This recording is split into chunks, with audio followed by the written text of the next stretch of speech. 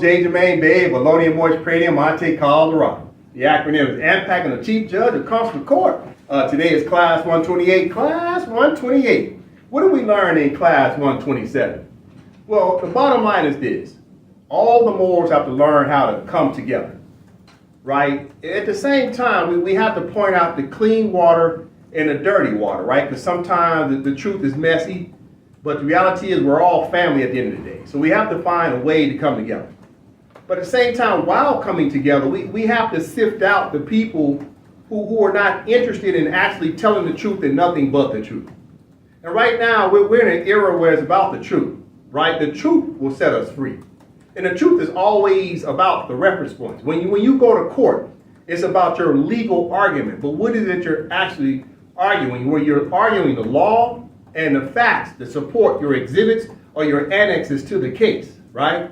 So it's all about trying to execute the truth, trying to make sense of the story. But you always have to have laws, right?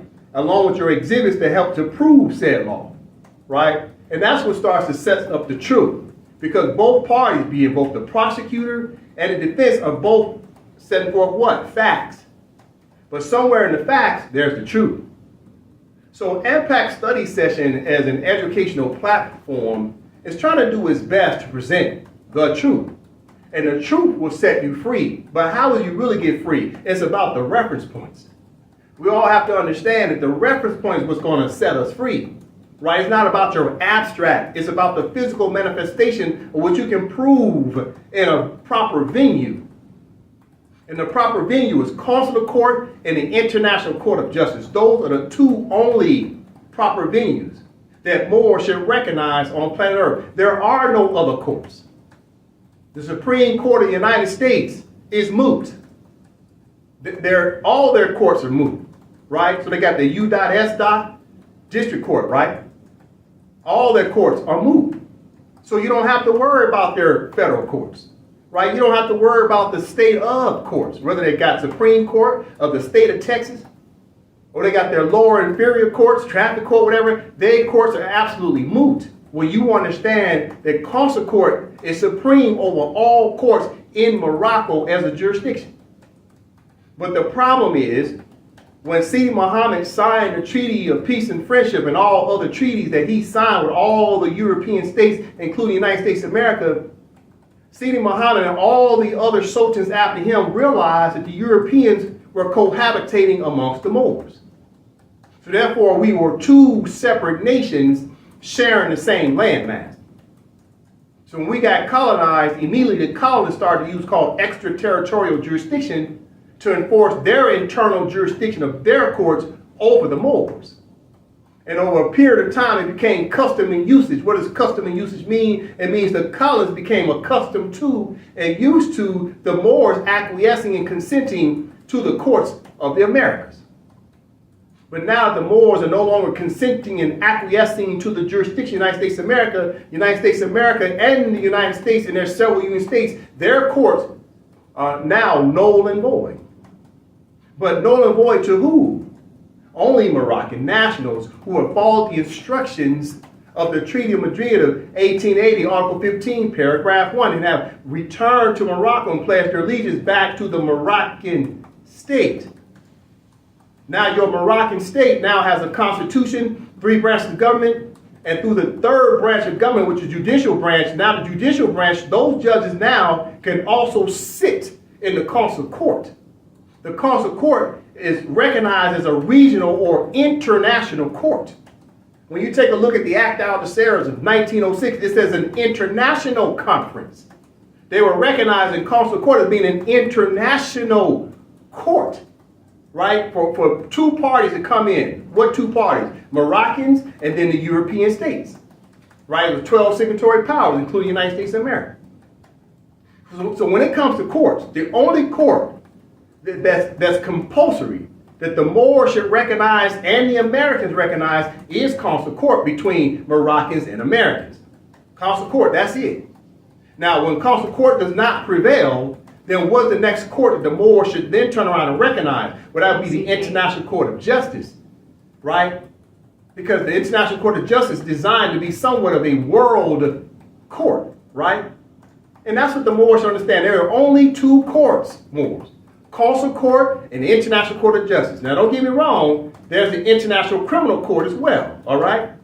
But we don't have to worry about that for right now. Let's get through the first two stages, Consular Court, ICJ. Let's get that out the way. Let's practice that first, right? Let's practice law by following the instructions of international law, because the Charter of the United Nations recognizes the ICJ.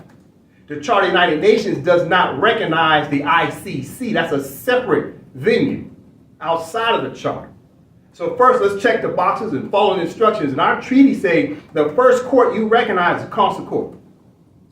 After that, now if you recognize the Charter and the provisions of the Charter, because now you have to recognize the Charter because the Charter represents all states. International law is supreme over all states on planet Earth if, in fact, your state has laws that's contrary to international law. So therefore, if two states are still disputing, they have an obligation to maintain peace and security on planet Earth. They have to bring that dispute to ICJ. That's just the rules of engagement. That's the bottom line. Right? What else did we learn in class 127? Well, we want to say congratulations to the people of Palau. Right? They got their independence in 1994. The trusteeship council and the trusteeship system of the United Nations after that shut down. The United Nations have not been able to get the trusteeship council up and going again, right? So instead, they brought in what? The C24, the Committee 24 Bureau, right? 24 different nationals from around planet Earth came together at a round table, right? So now it's a multinational committee to assist people with decolonization, right? But what else did we learn in class 127? Well, when you start looking at indigenous people on these islands, right? One of the first things you'll learn is the United States is always trying to give themselves enough time to convince the indigenous people to accept a status of what's called free association with the independent state of the United States of America. Or they want them to accept a status of what's called integration with the independent state of the United States of America. They don't want the indigenous people to have what's called what? Emergence of a sovereign independent state. They don't want the islands and the Moors and indigenous people to actually be independent away from the colonies altogether. Why is that? It's because the colonists still want to hold on legally to the minerals of that territory. And that's what it's all about, taking the minerals legally, right?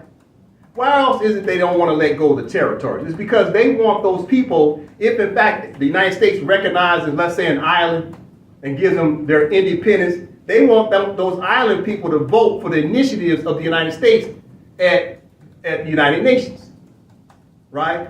So once they, let's say with Palau Island, Palau's job is to now go to the United Nations and vote yes on everything the United States votes yes on. That's not to say they always vote yes, but that's the basic concept. You understand what I'm saying? So the United States, they don't let go of the islanders completely because they got too much to gain. They got too much to lose if they let the people go and allow the people to actually be able to negotiate their own terms and conditions. Now, don't get me wrong, island people are kind of stuck between a rock and a hard place. Why is that? Because they got to find a way to sustain the people, the economic and social development of the island. The United States always serves up some of their printed fiat, right? And serves it to the island and say, hey, we got some money for you. But it comes with certain conditions, right? Concessions. And this is what happens. You think you've gotten rid of the vampire, but not so much, right? So what happens is islanders start to sign contracts with the colonists. They come under what's called a commonwealth. They commonly call it a free association with an independent state. That's all a commonwealth is, right? But what do we learn in class 127 about the Moors? The Moors have a right to be what? An emergence of a sovereign independent state. Because the empire is already recognized through our treaties as being the sovereign independent state. That was the first state. It's like the game of Monopoly. When they play the game of Monopoly, it has a board. When you set the board up, you got pieces and stuff. You start moving the pieces. Eventually, you got some little houses. Next thing you know, you got a hotel. Well, guess what the Empire of Morocco is? The board itself. That is the independent sovereign state. And everybody else has established their states on top of that board. Therefore, the sovereign that controls the whole gambit of the Empire of Morocco is the Moorish government itself and the Sultan, right? That's recognized through the treaty, especially the Act of Algeciras of 1906, Article 2 recognizes both the Sultan and the Moors working side by side to govern the great enterprise of the Empire of Morocco, and all of the European states are in the Empire of Morocco. They are attachment to the Empire of Morocco, no different than you playing a board game. All the pieces are attached to the board. Everybody can play on the board, but guess what? Somebody's controlling the board at all times. And that should be in the Moors, with their Moorish governments, i.e. the Mahzin. And this is what we learn in class 127, right? But at the end of the day, we all have to come together as Moors. We're family. We're stronger together, right? We got to rise up together. All right? With that being said, let's get into the class. As you know, I always open up the Constitution. The Constitution is paramount. The Constitution recognizes your uti possidetis jurisdiction, only the latitude, longitude of your state, right? And this is an obligation of international law because the Africans decided to adhere to uti possidetis juris norms. So therefore, when the International Court of Justice set forth a ruling in the case of Burkina Faso versus Mali, right, at the International Court of Justice, all the Africans agreed to accept the territory borders as is. Now, that is what you call well-settled principle. It's precedent. It's res judicata. So therefore, the Moors have to do the same thing. We have to follow along suit, because that's now what's called a customary norm of international law. So both the custom and the law came together. And now that's set forth. So we as Moors now, through our constitutions, now can claim a territory commonly known as one of the 50 Union States. Mm-hmm. You see, that's uti possidetis juris. We take it back one territory at a time. All right, so I want to say congratulations once again to all the Moors as course correcting and now establishing their constitutions. They're declaring their independence, and they're ratifying, depositing their constitutions in a very confident way. So I want to say congratulations to those Moors. All right, let's continue. All right, so today we're going to move on to start talking about Chapter 14, which is the International Court of Justice, right? So the International Court of Justice is charged the affairs to settle contentious disputes between states, you see? Because the charter itself says that all the states on planet Earth have an obligation to prevent the scourge of war. So they need a neutral party to come in and settle the dispute. And all the rulings that come from the International Court of Justice are final and they're binding, right? Because all states have agreed to recognize the charter. And when you recognize the charter, you automatically end up recognizing the International Court of Justice. Right, we'll learn more about that in Article 93. But what all the Moors have to understand is when we establish our states, that's a lot of power, because not only do we have the International Court of Justice, but we also have our consular court. That's two very powerful venues, all right? Keep in mind, there are no other courts in the Empire of Morocco. Zero. There's only two courts in the Empire of Morocco. Consular court and the ICJ. That's it, right? All right, so what we're going to do is we're going to read all of the articles. It's only like 5 articles. Then we're going to come back and recap, okay? We're going to do a little bit more explanation as to what the International Court of Justice is all about. All right, but let's take it to the board real quick, all right? Okay. So right now we're going over the Charter of the United Nations, Chapter 14, Articles 92 through 96, all right? About the International Court of Justice. And what is that all about? Well, it's about the principal judicial organ of the United Nations for the purpose of settling disputes between states in order to maintain peace and security obligations to the Charter's provisions and UN resolutions. That's their obligation. Mm-hmm. Right? What are they enforcing? They're enforcing law. Mm-hmm. What type of law? International law, because international law is supreme over all states. So therefore, all states have a mandate within their internal laws, right? Within your internal laws of the state, you're supposed to maintain human rights. You're supposed to maintain obligation to make sure you're a good neighbor to other states. So therefore, when other states, your neighboring states, y'all have disputes, immediately you have to recognize the International Court of Justice to settle that dispute, unless you have a treaty that recognizes another court, right, that has now the jurisdiction to settle a dispute before you go to the ICJ. We'll learn more about that today as well. All right, so the main objective of the ICJ is, first of all, understand it's the principal judicial organ. What does that mean? Why do they write it like that? It's number one. It's quote unquote a world court. You see, in all states, both small and large on planet Earth, recognize the ICJ as having compulsory jurisdiction if the ICJ is petitioned. The ICJ just can't automatically come in and get involved in a dispute. You have to petition the ICJ. But once you petition them and they accept the petition, then the ICJ has a right to come in and settle the dispute by utilizing what? International law, right? So when states go to the ICJ, they have to argue the points of interest of international law. Now, yeah, can you go in there slightly with some of your internal laws and say what your internal laws were that was comparable in harmony with international law? Yeah, especially with Moors, because Moors have a right to invoke Moroccan law, because Moroccan law is subject to the Americans. So the United States of America, all the Americans come under Moroccan law.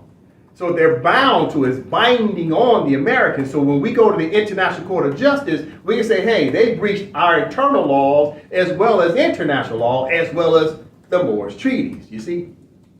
But more often than not, the International Court of Justice is only going to hear the merits, the legal dispute, right? The legal argument based upon the breaches of international law, which is your treaties, right? And any other arrangements that the two states had in terms of them acquiescing or consenting to any type of treaty, any type of convention, any type of arrangements whatsoever. The ICJ will take a look at it, okay? So let's read it again. The principal judicial organ of the United Nations for the purpose of settling disputes between states in order to maintain peace and security obligations to the Charter's provisions and UN resolutions, right? That's the legal argument the Moors should have been learning all these years. The Charter's been out since 1945. Mm-hmm. They've been writing United Nations resolutions since 1946. Mm-hmm.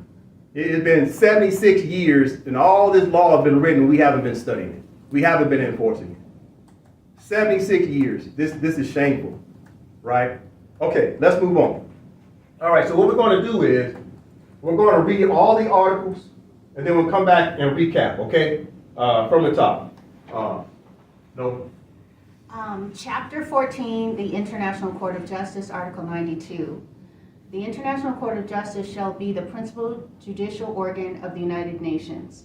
It shall function in accordance with the Annex Statute, which is based upon the statute of the Permanent Court of International Justice and forms an integral part of the present charter. Article 93. 1. All members of the United Nations are ipso facto parties to the statute of the International Court of Justice. 2. A state which is not a member of the United Nations may become a party to the statute of the International Court of Justice on conditions to be determined in each case by the General Assembly upon the recommendation of the Security Council. Article 94. 1. Each member of the United Nations undertakes to comply with the decision of the International Court of Justice in any case to which it is a party. 2. If any party to a case fails to perform the obligations incumbent upon it under a judgment rendered by the court, the other party may have recourse to the Security Council, which may, if it deems necessary, make recommendations or decide upon measures to be taken to give effect to the judgment. Article 95. Nothing in the present charter shall prevent members of the United Nations from entrusting the solution of their differences to other tribunals by virtue of agreements already in existence or by which be concluded in the future. Article 96. 1. The General Assembly or the Security Council may request the International Court of Justice to give an advisory opinion on any legal question. 2. Other organs of the United Nations and specialized agencies which may at any time be so authorized by the General Assembly may also request advisory opinions of the court on legal questions arising within the scope of their activities. All right, so like I said, it's a very short chapter, let's go back and recap, all right? Okay. So, chapter 14 embodies the sixth organ of the United Nations. The major organ of the United Nations is the ICJ, the International Court of Justice, right? It's the sixth organ, right, under the Secretariat. So what you have to understand about the International Court of Justice is that it has the principal, it is the principal judicial organ, right? Instead of saying supreme, right, they said just simply principal. What's principal mean? That means the top, right? Now it hands down decisions. So the ICJ has jurisdiction over all courts on planet Earth if the two parties, A, recognize the charter and the statutes of the ICJ, and if one of the parties petitions the ICJ. And when you petition ICJ, what you're doing is you're accepting the jurisdiction. Now you're giving them subject matter jurisdiction to come in and hear the merits of the dispute, right? Other than that, the ICJ don't automatically have jurisdiction, even though the charter says they do if there's a real dispute, right? So as soon as one party petitions, both parties got to show up, because the ICJ is then going to send out a summons, right, a notice to what's called the respondent, right? So at the ICJ, they don't call it plaintiff and defendant, right? They call it claimant and respondent, all right? So it's not plaintiff and defendant, right? It's claimant and respondent, right? So if Mexico takes the United States of America to the ICJ, Mexico is the what? The claimant. And once they petition the ICJ will then send out notice to the United States of America and tell them, hey, you got to make a special appearance at the ICJ as the respondent. Does that mean that the United States of America has to show up? No, they don't have to go to court. But guess what? The court, the International Court of Justice, has the jurisdiction to still move forward with that case. Even the United States of America don't show up. If they AWOL, that's just on them. What happens is the United States of America would then by default end up giving a default judgment to the claimant, because the claimant gonna come to court and petition what they call their oral argument, right? Their written argument, right? What they call their written procedures and proceedings, and they're gonna read it out loud. And the United States of America don't show up, then guess what? The court won't have no choice but to only listen to the party that actually set forth what they call a memorial, which is their argument in writing. The United States of America don't show up as a defense, then they waive their right to defend themselves. You see, so the United States of America shows up. They know not to allow the court to set forth a default judgment on behalf of the claimant. So they show up as a defendant, i.e. the respondent. You got to understand this, because you got a lot of Moors out there that think that the ICJ, that the United States don't respect the ICJ. Trust me when I tell you, they absolutely do. All right, we'll learn about that today. So what you got to learn is, okay, Article 92, the International Court of Justice shall be the principal judicial organ of the United Nations. It shall function in accordance with the annexed statute, which is based upon the statute of the Permanent Court of International Justice and forms an integral part of the present charter, right? Okay, Article 93. All members of the United Nations are ipso facto parties to the statute of the International Court of Justice. I'll read again. Article 93. All members of the United Nations are ipso facto parties to the statute of the International Court of Justice. What does that mean? The United States of America, when they signed the Charter of the United Nations, they automatically agreed to recognize the International Court of Justice. They cannot remove that recognition. This is why they continue to show up at the ICJ. Because of Article 93, they recognize the court. If they don't want to recognize the court, they need to take their names off of the charter. And even then, they will still be subject to the ICJ, because the United States of America still calls itself what? A state. So whether you're a member state or not, you're still now obligated to the ICJ, whether you recognize the ICJ or not. You see? So Article 93, all states who deposit their constitution with the Secretariat, in accordance to Article 102 of the Charter, as soon as you deposit your constitution with the Secretariat of the United Nations, you also have to have an accession, which means you accept the terms, conditions of all 111 articles of the Charter. And out of that 111 articles, Article 93 says you also recognize the ICJ. And you recognize the statutes of the ICJ. You see, which is the law of that court. Because all courts have laws, you see. So don't ever let the United States of America fool you. They'll get on CNN and Fox. They'll speak from the White House and talk about, we don't recognize the ICJ no more. Well, that's BS, right?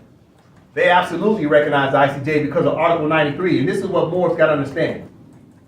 If you hear any Moors out there saying the United States don't recognize the ICJ, then go to Article 93. And I challenge the United States to read Article 93 out loud. Mm-hmm. Tell the Secretary of State who keeps coming out talking about the ICJ, tell them to read Article 93 of the Charter out loud. But they won't read it to their citizens out loud because the United States just want to make it look like they big and bad. And they want their citizens to think that the United States don't respect the ICJ. And the reality is the Secretary of State in the year 2023, which is Antony Blinken, won't read Article 93 out loud to the citizens of the United States.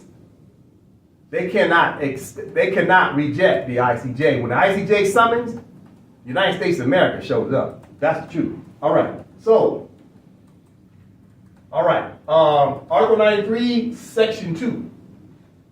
A state which is not a member of the United Nations may become a party to the statutes of the International Court of Justice on conditions to be determined in each case by the General Assembly upon the recommendation of the Security Council. So what they have learned under Article 93, Section 2 is all states have a right to petition the ICJ, even if you're a non-member state. Why is that? Why is it that a non-member state can still utilize the venue of the ICJ? It's because once any state recognizes the Charter, you automatically recognize Article 93, right? That says you're recognizing that the ICJ is the ipso facto court. So therefore, even if you don't turn around and say, look, I don't want to become a member state of the United Nations, I just want to remain neutral and don't become a member state, but I still recognize the Charter. Well, that means you still have a right to utilize the ICJ because the Charter gave you a right to have access to the ICJ, even though you're a non-member state, but you still have to recognize the Charter's 111 provisions no matter what. There's no obligation to become a member state. None. The only reason why states become members of the United Nations because they get more perks, etc., right? They got some voting power, right? It's good to be able to go and represent your state at the United Nations so you can vote on initiatives of what's happening on planet Earth, right? So that's what's important about the UN. You get to vote. So therefore, if you're a non-member state, you can't vote. If you're a member state, then you can vote, right? So that's one of the biggest beneficiaries of what's happening with UN, all right? That's one of the best ones that you can vote, okay? All right. Okay, Article 94. Number 1, each member of the United Nations undertakes to comply with the decisions of the International Court of Justice in any case to which it is a party. I'll read it again, Article 94. Section 1, each member of the United Nations undertakes to comply with the decision of the International Court of Justice in any case to which it is a party. So whether the United States of America is the claimant or whether the United States of America is the respondent, they have to adhere to the order, judgment, or advisory opinion set forth from the ICJ. You see, keep in mind, the ICJ has 3 types of rulings. The first ruling is judgments. The second ruling is what? Orders. And the third ruling they can give is advisory opinion, right? But all 3 of those are binding on the parties. That must be understood, all right? So, Section 2 of Article 94. If any party if any party to a case fails to perform the obligations incumbent upon it under a judgment rendered by the court, the other party may have recourse to the Security Council, which may, if it deems necessary, make recommendations or decide upon measures to be taken to give effect to the judgment. So what happens is you get a judgment from the ICJ and the other party is not adhering to the case, right, to the judgment from the ICJ, you can take your dispute to the Security Council and say, hey, this other belligerent state, right, it's a rogue state not adhering to the ICJ. The Security Council get involved, the General Assembly can get involved and set forth sanctions, right? They can stop another state from being able to vote at the UN. There's a lot of different administrative reforms they have in order to get another state to adhere to an ICJ judgment. Plus, a state can come back to the ICJ if, in fact, that state is not adhering to the judgment. Especially they're coming back for reparations and things of that nature, right? So if you go to the ICJ the first time, because let's say the United States of America is violating our treaties, right? So we get a judgment for the fact they violate our treaties under certain provisions. But then we come right back again and seek what? Reparations, right? So you go back and forth to the ICJ to finish up a case. Sometimes cases are broken down in 2 and 3 subparts, right? They're not always finalized immediately, all right? You come back 2 and 3 times. But it's the obligation of the General Assembly and the Security Council to assist with the judgment that came from the ICJ. You gotta remember, the ICJ doesn't have sheriffs and warrants. They can't send out the police to make sure that the judgment is binding on the parties. It's on the parties to now go back and utilize their political efforts to now come up with agreements that's based in the settlement of the judgment. Both parties have to look at the judgment and say, okay, let's put together an agreement that adheres to the ICJ's judgment. You understand what I'm saying? So even though a judge settled it, right, got 15 judges sitting on the panel of the ICJ, once that judgment is handed down, right, the two disputing parties have to go back and still talk to work out the arrangements to satisfy whatever the injuries were, right? It's a part of the contract. That's right. So this is what's happening. So the Security Council is supposed to assist as a mediator between the two parties. The General Assembly can also assist as a mediator between the two parties after a judgment has been rendered. You see, because a world court gave the judgment, so now all states on planet Earth have an obligation to make sure those two parties adhere to the judgment, because it's all states' responsibility to prevent and punish crimes. So if you're not adhering to the ICJ judgment, that's considered a breach of international law. It's the obligation of all states to now come in and try to settle that dispute, because you're trying to avoid the scourge of war, right? It's the obligation on all states to make sure the ICJ's judgments are adhered to. That must be understood. It's not just the two parties that was at the case. It's all states. It's all states' responsibility, right? Because it's all for one and one for all. You see, because it's a slippery slope. Let me give you an example. You see what's going on with Russia and Ukraine right now, right? Right after that, another war pops up, right? You got Israel and Hamas. Now you got Venezuela, right? And what is it, Ghana? Is it Ghana? Guyana, right? So it's a slippery slope. When other states see other states fighting, they say, well, they're getting away with it, I'm going to try it too. You see, so this is a slippery slope. When the ICJ gives a judgment, all states should adhere to it. And when they don't, those bad actors, those rogue actors influence other rogue states. It's a slippery slope, right? Okay, let's continue. Article 95. Nothing in the present charter shall prevent members of the United Nations from entrusting the solution of their differences to other tribunals by virtue of agreements already in existence or which may be concluded in the future. I'll read again. Article 95. Nothing in the present charter shall prevent members of the United Nations from entrusting the solutions of their differences to other tribunals by virtue of agreements already in existence. What's that about? See, that's comes to court. Treaties. So whatever arrangements states already have in place, then those two states have to adhere to the tribunal that they've already recognized first. So they have to now resolve their matters through that recognized tribunal first. The United States of America and the other European states recognize consular court. Consular court is in full force and effect between the Moors and the United States of America. So right here is a charter. The United States of America has agreed that they shall adhere to the tribunal. Right? Tribunal by virtue of agreements already in existence. So the United States of America can't bring the Moorish governments into the ICJ. Right? Let's say the United States of America tried to be the claimant versus the respondent, which would be the Moorish government. Well, the ICJ will look at the treaty and say, well, United States of America, did y'all go to consular court first? Because according to Article 95, you have to seek now the agreements already in existence, and that's consular court. Same thing with the Moors.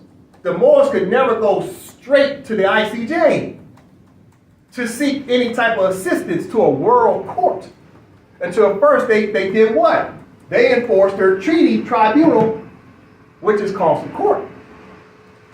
So you see, even the Moors was in error, right? We were in error of procedure. Our treaty said we have to follow the instructions, right? Let me pause right there. Okay, let me pause right there. As you can see, the United States, this is on Wikipedia, right? You can find this, you can search this online, Wikipedia. List of International Court of Justice cases, right? So I'm going to show you a bunch of cases that the United States adheres to the ICJ, right? And from there, I'm going to show you, okay, but what does that mean? Who has the supreme law of the land? If the Moors have a dispute with the United States, do we go straight to the ICJ because we see other states doing that? No. Or are we supposed to use consular court?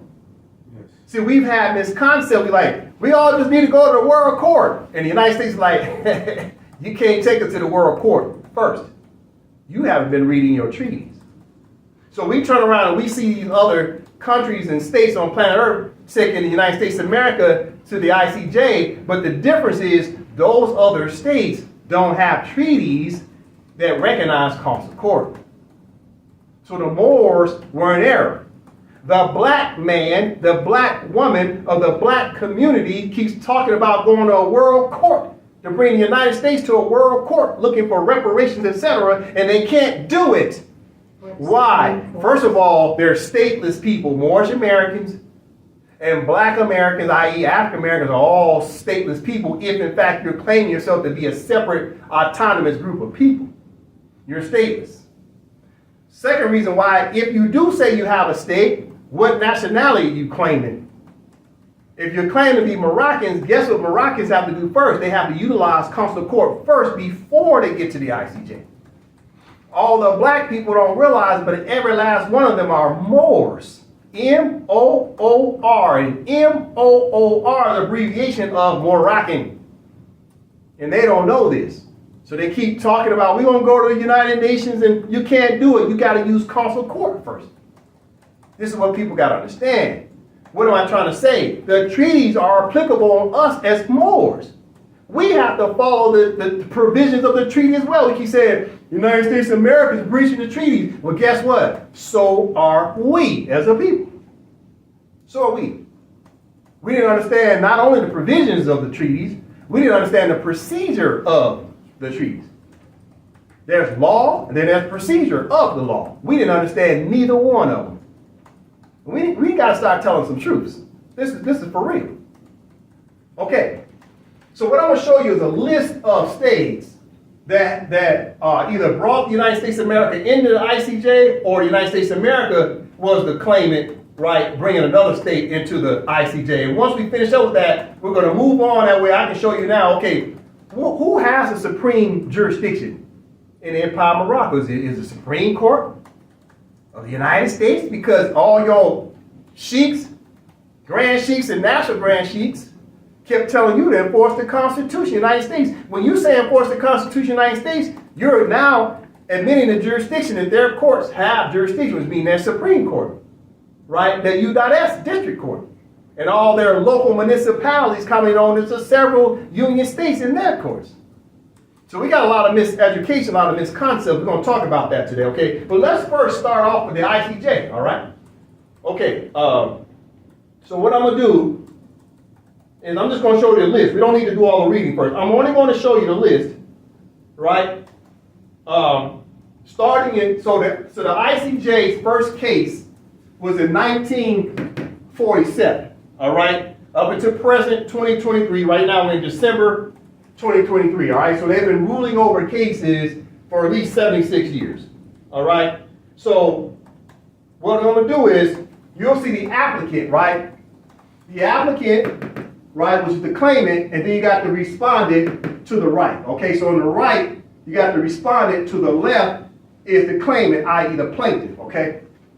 All right? So I'm just going to show the board something real quick. I'm going to show you some stuff. All right, so let me increase this. Okay, so they're gonna represent everybody by the symbol of their flag, okay? So we scroll down, we just look for the United States flag, okay, bam, there it is, okay? So you got the United States in the case, right there, right? And so the case was judgment, right? The judgment came out what? 1952, that's when the case ended, all right? So this is when the case entered into the court. This is when France, right, petitioned the court, and the ICJ accepted the petition, right? And then the judgment came out 1952. You see that? France versus United States of America. We talk about it all the time. All the time. Right? And what was the name of the case? Look. Rights of nationals. Rights of nationals of the United States of America in Morocco. Yeah. Because Morocco is an empire, you see? That must be understood. Okay, so shrink this down a little bit. All right, so that way we can see when the judgment came out, okay? Mm-hmm. All right, let's scroll down. So that's one, right? Just to let you know, spoiler alert, approximately, you're going to see United States of America's name over here 22 times. 22 times in 76 years they've been to court, right? Either it's what? What status? Either it's claimant or respondent. But spoiler alert, how many times were they the claimant? 8 times. 8. How many times were they the respondent? 14 times. So almost double the time they're the defendant. You see? Almost double the time. They're always getting in trouble, right? Organized chaos. That's what they believe in. Organized chaos. Okay, so we had, right there. Okay? That's one. So it was France versus United States of America. Let's scroll down. Let's look for the United States flag. Okay, there it is. There's another one. Okay, right here. It was Italy versus all these other European states. You see that? So you can take multiple states to the ICJ.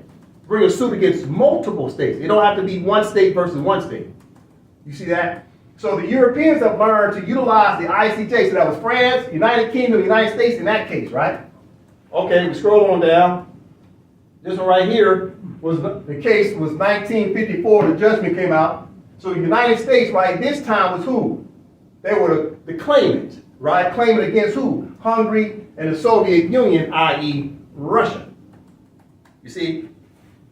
All right, so you scroll down. Okay, here's another case. This case, all right, with a judgment or advisory opinion or an order or maybe even dismissed based on what's called preliminary objections, right? Because you can do preliminary objections to try to challenge the court's jurisdiction, right? So the United States versus Czechoslovakia, right? Okay, let's go on down. Here's another case. United States versus Soviet Union again, Russia, right? 1956. Okay, scroll on down. Got United States again, here we go. Switzerland, right? Switzerland versus United States, 1959. Okay, who else we got? Here we go. Now look at this. It was Israel, United States, and United Kingdom, right? Versus who? Bulgaria, right? And the case came out in finalized 1960, right? See how several parties to the case, right? Versus one state. Okay. Scroll on down, now you got who? Now you got United States, again, versus Soviet Union, 1958. Keep in mind, Soviet Union got busted up after 1990s, 1991, and became Russia. Right? Scrolling on down. What's the purpose of me showing you this? That way you can see how active the United States is at the ICJ. Right? We as Moors, we're going to become active at the ICJ as well. But the United States have had a lot of practice. We got to prepare for this battle. Right? The United States is grand masters at this game. But they lose more often than not. They got a losing record at the ICJ. So we just got to study, right, other states who have defeated the United States at the ICJ. Right? Just study it. That's all you got to do. Right? So you got Libya, if I'm not mistaken, maybe it's United States versus Soviet Union, 1959. Then you got, scrolling on down, let's see here, you got United States versus Iran, right, 1980. Okay, check this one out. Canada, right, Canada versus the United States, right, 1984. Okay, you got another case.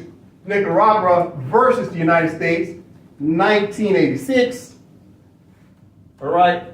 See, United States right here. United States versus Italy, 1989.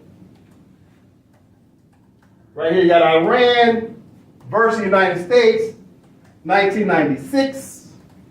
Now you got United States, you got Libya versus the United States, 2003.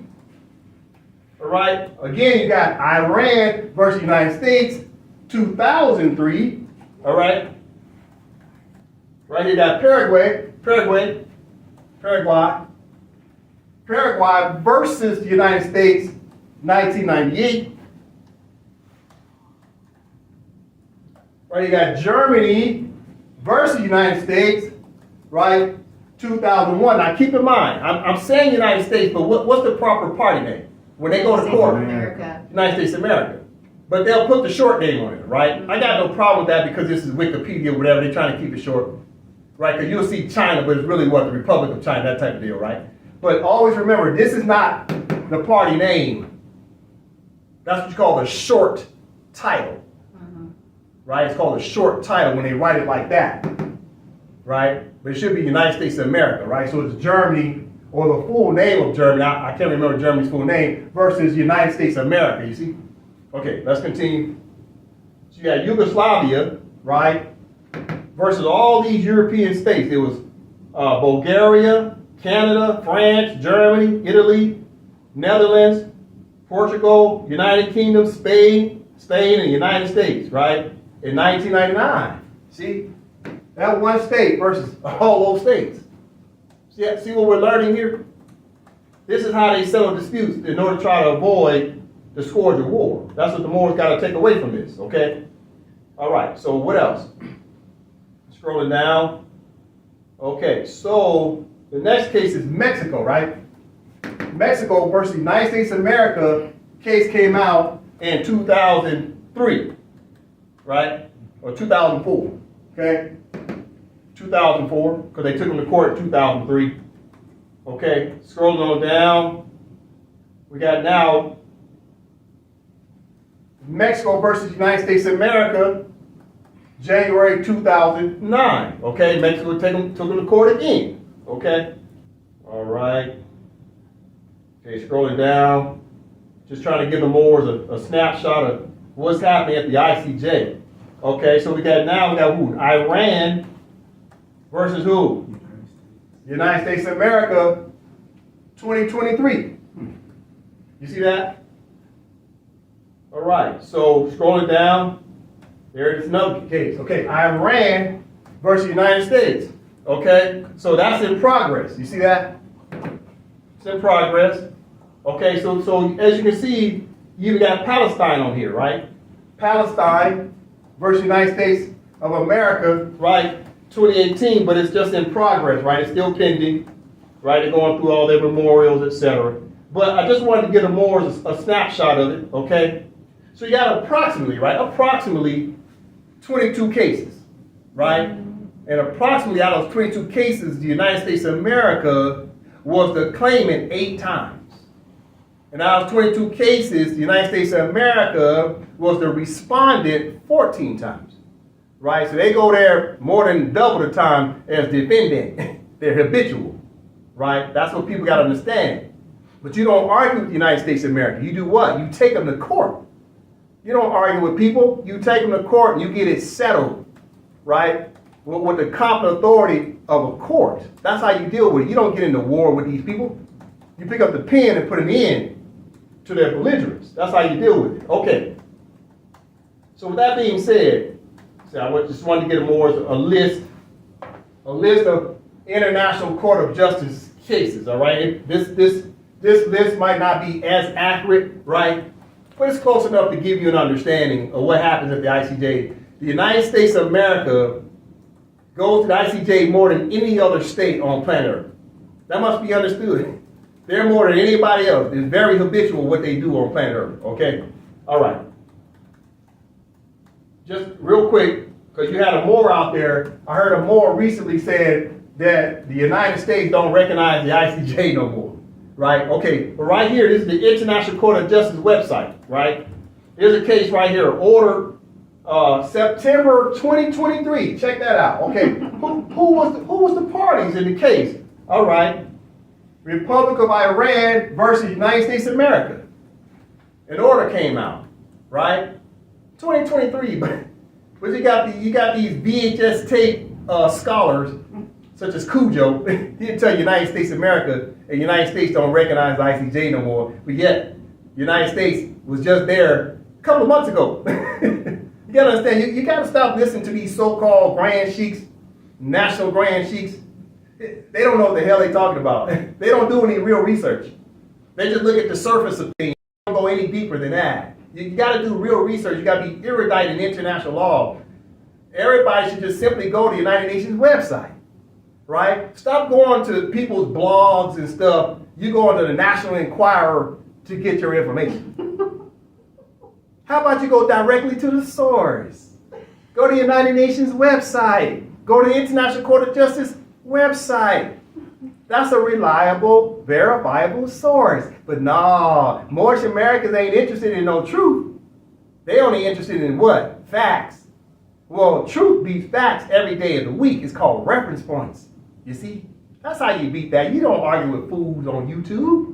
You just break out the reference point and say, Republic of Iran versus United States of America. And what date was it? Right there. September 2023. That's it. That's all you got to say. Nothing else to say, right? You just stop arguing with fools out there. Okay. What's happening? Now I show you the ICJ. Check it out.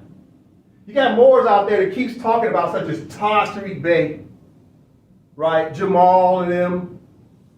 Lamont, and everybody keeps talking about Article 3, Section 2, Clause 1 of the United States Constitution, right?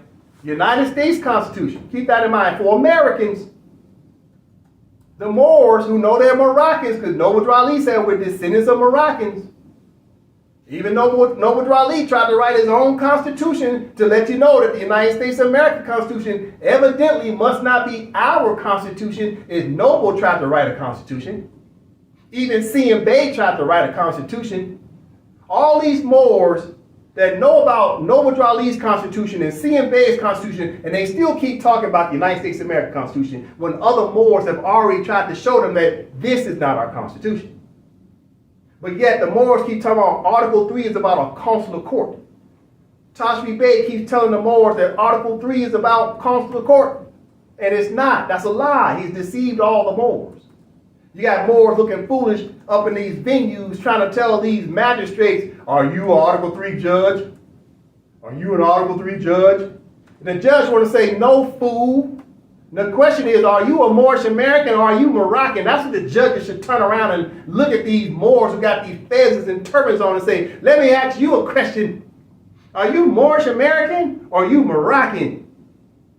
And guess what that Moor gonna say? Moorish American? Exactly. You're still a subject of Morocco. You're a naturalized American. You come under the civil and criminal jurisdiction of this Constitution, or you come under the civil and criminal jurisdiction of the state of Arizona, state of Texas, Michigan, you name it. There's several union charter states. Soon you say you're Moorish American. But see, the judges don't want to let the cat out the bag. They're not going to ask the Moors questions because they don't want to give the Moors the answers. But I'll give the Moors the answers, right? Because it's an AMPAC study session, right? Educational platform. So check this out. Let's talk about this, okay? So we just finished talking about the ICJ. But the Moors have never, ever, ever tried to petition the ICJ. Why not? Because first of all, they don't have a state. Second of all, you got to have a nationality, and Moorish American is not a nationality. It's the status of a church. It's like saying you're Baptist, Jehovah's Witness, Scientology. Those are not nationalities, and neither is Moorish American. So first of all, you can't go because you don't know your nationality. And number two, you don't have a state government. And number three, you can't go to the ICJ until you now enforce your treaties that say you got to utilize consular court. But the Moors don't know nothing about consular court orders. They really don't. They haven't been studying international law. Especially when they say consular court is through the power of Article 3 of this Constitution of the United States. If you think consular court is about Article 3, then you are a fool. That's the bottom line. You've been miseducated. We're going to learn more about that today. So Moors been talking about this Article 3 because the Grand Sheiks told the Moors that we got to abide by the Constitution of the United States of America because we're what? Former Moors. The Moors Science Temple say we're former Moors because we're naturalized Americans. Not me, because I ain't a Moorish American. J. Bay ain't no Moorish American. I pledged my allegiance to a Moroccan state. I renounced the naturalized citizenship of the United States. And I did all that on application, and not just my abstract. It's a full physical manifestation through the state that recognized me, J. Bay, as Moroccan. The state recognizes me through my Constitution. But the Moorish Americans still are trying to uphold this Constitution of the colonists. Right? We'll talk about that. Okay. All right. So in Article 3, we got to talk about this because Moors keep thinking that the United States, Article 3 has something to do with their liberation or being the proper venue for them. Right? Then somehow, some way, they started saying that Article 3 is about consular court. Where there's no one can have a consular court in their constitution. Consular court is between treaties. Two separate states agreed to a separate document, right? A separate reform, which is a treaty, right? The treaty sits at the top and the two states sit on the side of it. But the two states don't talk about consular court in their constitutions. The consular court is now binding in a treaty that they both sign together. It becomes a bilateral or multilateral treaty that recognizes the tribunal, i.e. the consular court. So therefore, the United States of America's Constitution could never ever talk about consular court in Article 3. No state on planet Earth can talk about consular court. No state in their Constitution. They got to do what? Put the Constitution down and pick up what? The treaty. The treaty talks about consular court, not constitutions. So Tashri Bey has been deceiving the Moors. And the Moors have been talking about Article 3 for decades. For decades. All right, let's get into this real quick. All right. Note from the top. Article 3, Section 1. Article 3, Section 1. The judicial power of the United States shall be vested in one Supreme Court, and in such inferior courts as the Congress may from time to time ordain and establish. The judges both of the Supreme and inferior courts shall hold their offices during good behavior, and shall at stated times receive for their services a compensation which shall not be diminished during their continuance in office. So right here, the United States, Americans of their state, Americans are recognizing their internal domestic Supreme Court that has jurisdiction over all inferior courts underneath it for Americans. It's an internal constitution for Americans. Moors are not Americans. You've been adopted as Americans. You are Moroccans. Noble Drew Ali said, we're descendants of Moroccans. Noble Drew Ali said the land is what? The Moroccan Empire. Moroccan Empire, which means the land is Morocco, which means the people are Moroccan. We all know that Sidi Muhammad allowed the Americans to stay here under asylum and under the protections of Moroccan law.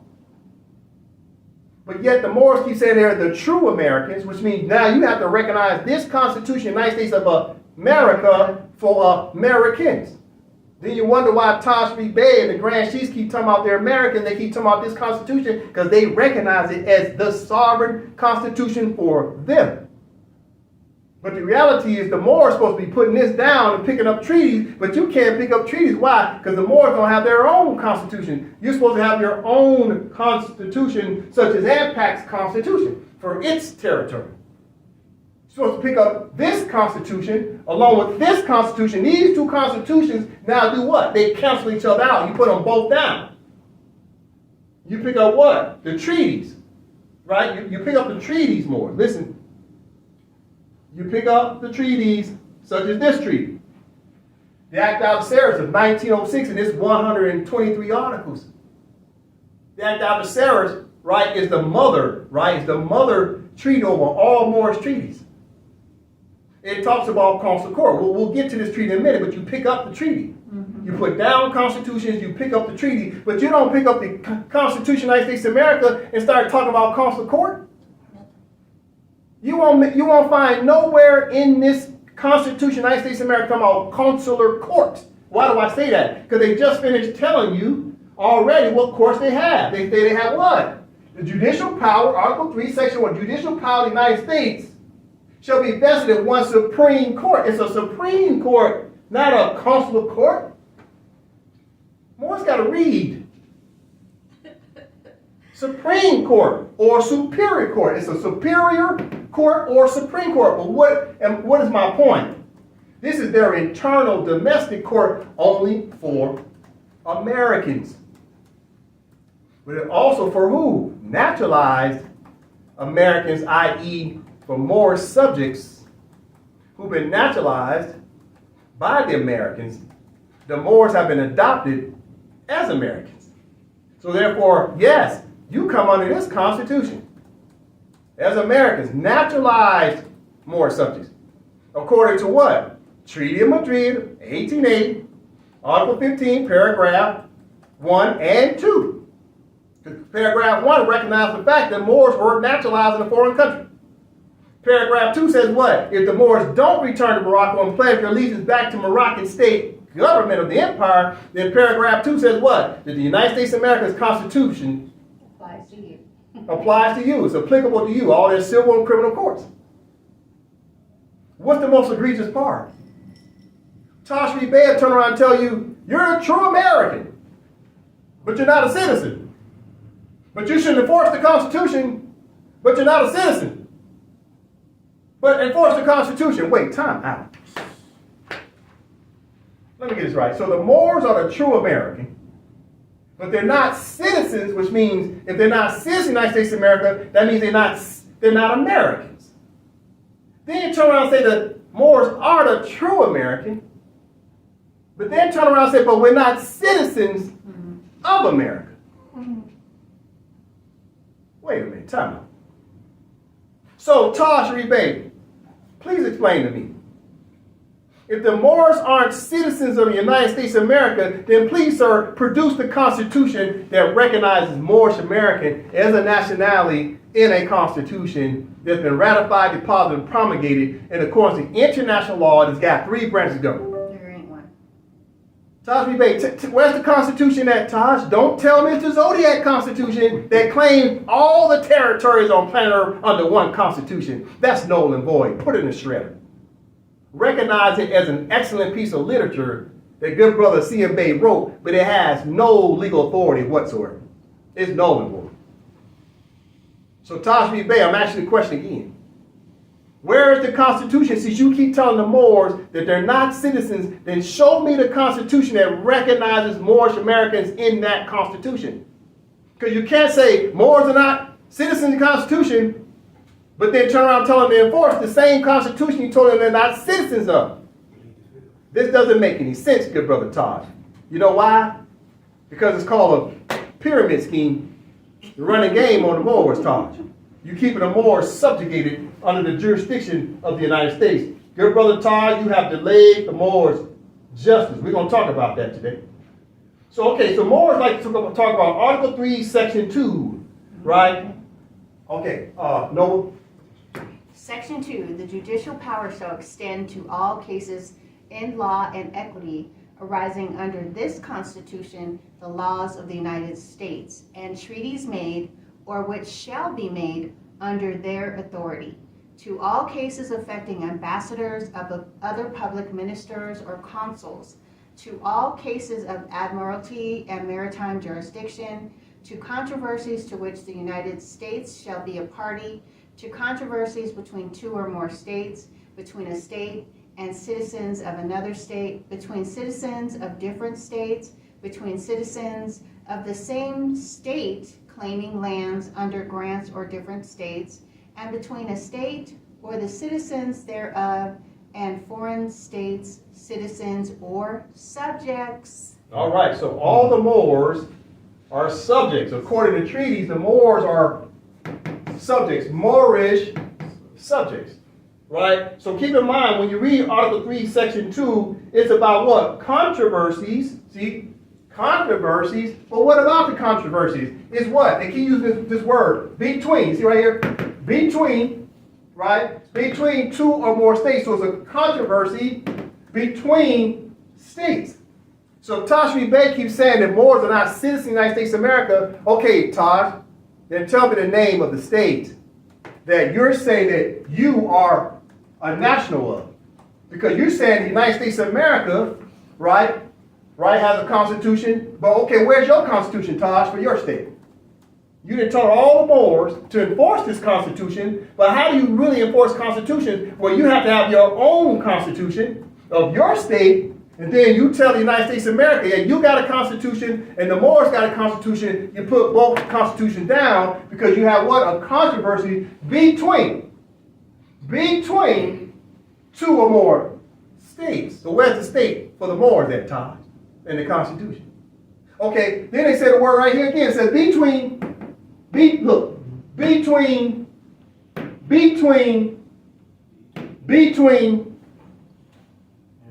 It's everywhere. Between is everywhere in this document, right? Right here. Between, that means it's two or more. Where's the other constitution at, Taj? If it's between, that's two or more states. Where's the other constitution at, Taj? For the Moors, who are Moroccans. Where's the Moroccan constitution at, Taj? Since you told the Moors they're not citizens of the United States, what state are they a citizen of? Show me the Constitution, Taj. Because you told them about Article 3, Section 2. They keep talking about what? Between. Okay, where's the between part? It must be two or more in order for there to be two parties to have a dispute between the two or more parties. So it's about what? This controversy between a state, or it's a controversy between what? A foreign states. Foreign states. Where's our Constitution that says we're the foreigners, right? Mm-hmm. Because Moors, Taj taught all the Moors to stay there what? Foreign nationals. So if you're a foreign national, that means you're saying you're not a citizen of this Constitution of the United States. So that means you got a foreign state. Okay, where's the foreign state at? Then, Taj, where's the Constitution that represents the foreign state? Then, Taj, for the Moors. It don't exist. They'll say it's the Zodiac Constitution. That's BS. Who's the Prime Minister of the Zodiac Constitution? Who's the Sultan of the Zodiac Constitution? Who's the President of the Zodiac Constitution? Nobody knows. Who's the legislators of the Zodiac Constitution? How many of it is it? Who's the Speaker of the Zodiac Constitution House? How many judges are affiliated with the judicial branch of the Zodiac Constitution? None. You see the game Todd's been playing on everybody. There's no three branches of government, but you're claiming a constitution that's void of a government, fool. So I'm going to ask the question again. Where is the Constitution for Moors? Because this is for Americans of the United States. And Toshki saying Moors are not citizens of the United States. Then why do you keep talking about this Constitution? Mm-hmm. Where's the Moroccan Constitution at then, Todd? Where is it? Listen. So this is about a contentious dispute between who? Foreign states. And then it turns around and says what? And this contentious disputes between citizens, right? Citizens or who? Americans Or subjects. Who are the subjects? Moors. right. Moorish subjects. It's what they keep referring to us in the treaties as Moorish subjects. So this Constitution of the United States of America set up a contentious dispute between who? Citizens, the Americans, and who? Subjects, which should have been Moors, right? So Moors were supposed to have their own constitution. For all the Moors who were Moorish subjects who returned back to Morocco and pledged allegiance to a Moorish constitution for Moroccans. Now you can have this Constitution of the United States of America, right? This Constitution and this Constitution is up between. It's a dispute between who? The United States of America and who? Morocco. Moroccans. You see? That's up between. You see that? You see that? Mm-hmm. That's two constitutions, Todd. Where's the Constitution for the Moors, Todd? You done told these Moors to enforce this Constitution. This is for citizens, while simultaneously telling the Moors they're not citizens. That don't make no sense. Look, you got some explaining to do, Todd. Listen. Then the United States turns around in their Article 6 then turns around and tell you about another supremacy clause, right? So in Article 3, right, it says Supreme Court was supreme. Supreme for who? Americans. It's a domestic constitution. It's for the domestic affairs within the jurisdiction of the United States of America. Morris keeps saying, I'm not in the jurisdiction of the United States of America. Okay, then what jurisdiction are you in? Show me your constitution that now outlines your jurisdiction. It don't exist. So you keep talking about enforce the Constitution, but you're not a citizen. You say you're not in the jurisdiction of the United States of America Constitution, but yet, right, you keep enforcing it. This don't make no sense. Why do you do that? Because Taj told you to do that. That's why. Taj has deceived all the Moors. I'm telling the Moors straight up right now. So right here, Article 6, Clause 2. Nova.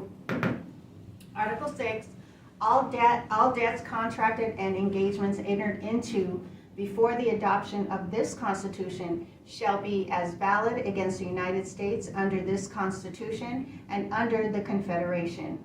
This Constitution and the laws of the United States, which shall be made in pursuance thereof, and all treaties made, or which shall be made under the authority of the United States, shall be the supreme law of the land.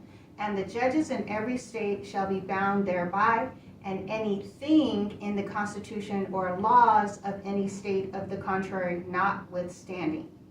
The senators and representatives before mentioned, and the members of the several state legislators, and all executive and judicial officers, both of the United States and of the several states, shall be bound by oath and affirmation to support this Constitution. Pause. All right. So Article 6, Clause 2 and 3 recognizes the treaties as being a supreme law of the land. So therefore, when you look at the treaties recognize what court as a supreme law of the land? Consular court. You don't look at a domestic constitution seeking how you get remedy between two or more states, right? So if you've got a Moroccan state, right, like AMPAC's constitution, right? Then you got the United States of America's constitution. These are two or more states. It's controversy between two or more states, right? So you say, okay, well, how do we settle a dispute between these two states? Okay, you put the constitutions down, you pick up what? You pick up treaties, and the treaties, right, such as the Act of Algeciras of 1906 talks about the competent consular court. You will not find the competent consular court language in the Constitution of the United States of America. It's a domestic, internal contract between Americans and how they have to pledge allegiance to their courts of America. However, Moors don't come under this constitution when they return back to Morocco. That they left their adopted mother. This is your adopted mother's constitution. You're supposed to renounce this constitution, lay it down. You pick up what? You pick up the competent constitution of Moroccans. That's your mother. This is the mother right here. For AMPAC's Moroccan nationals of our territory, this is our mother constitution. We have to recognize her for her to turn around and recognize us. We sent an application to her and said, Mom, can we come back home? We've been gone a long time. Do you recognize your son? Do you recognize your daughter? Can I come home? And she says, what? Yes. And then she signs off on it and says, now you come back home. But until then, you stuck in the jurisdiction of the United States of America. This is Oz. You got to get out of Oz, what? And come back to what? The three branches of government of Moroccan state constitution. But even then, your Moroccan state constitution is what? Domestic. So you got to pick up what now? The international document. Listen, what does it say? Noah, right here. International conference at Algeciras and an additional protocol. Right, so it's an international agreement. Mm-hmm. So you put domestic constitutions down, you pick up international agreements to settle your dispute. And these treaties recognize consular court. Consular court, it supersedes any courts of the United States federal government, and consular court supersedes any states of the several charter union states. There's only two courts that the Moors should recognize. That's consular court and the ICJ. That's it. There are no other courts in the Empire of Morocco, period. Unless maybe we talk about the ICC, but we don't have to talk about that right now. Why not? Because the ICC is not affiliated with the Charter of the United Nations. Let's just keep it simple.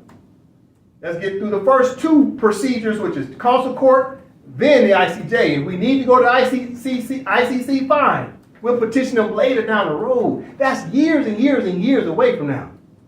But right now, what's on our doorstep right now? We got contentious dispute between who? Two states, right? The United States of America and who? Now you turn around and you got a dispute with a who? Moroccan state. Two constitutions between. You lay them down, right? You pick up what? You pick up the treaties. That's it, because they're based in what? International law. Right? So you got to understand this more. We've been miseducated as a people. Now, a lot of Moors will say, well, J. Bay keeps talking about Tashri Bey. And guess what? I got something to say. Tashri Bey himself said what? Don't believe me. Do the research. Well, I did the research. Well, guess who else doesn't believe Tashri Bey anymore? Good brother Abdullah Il Talib Mosi Bey. Good brother Dooley is not a fan of Tashri Bey either. He won't tell you that, but maybe he will. Let's listen to good brother Abdullah talk about. Let's listen to good brother Abdullah talk about it. Okay. All right. First of all, shout out to good brother Dooley.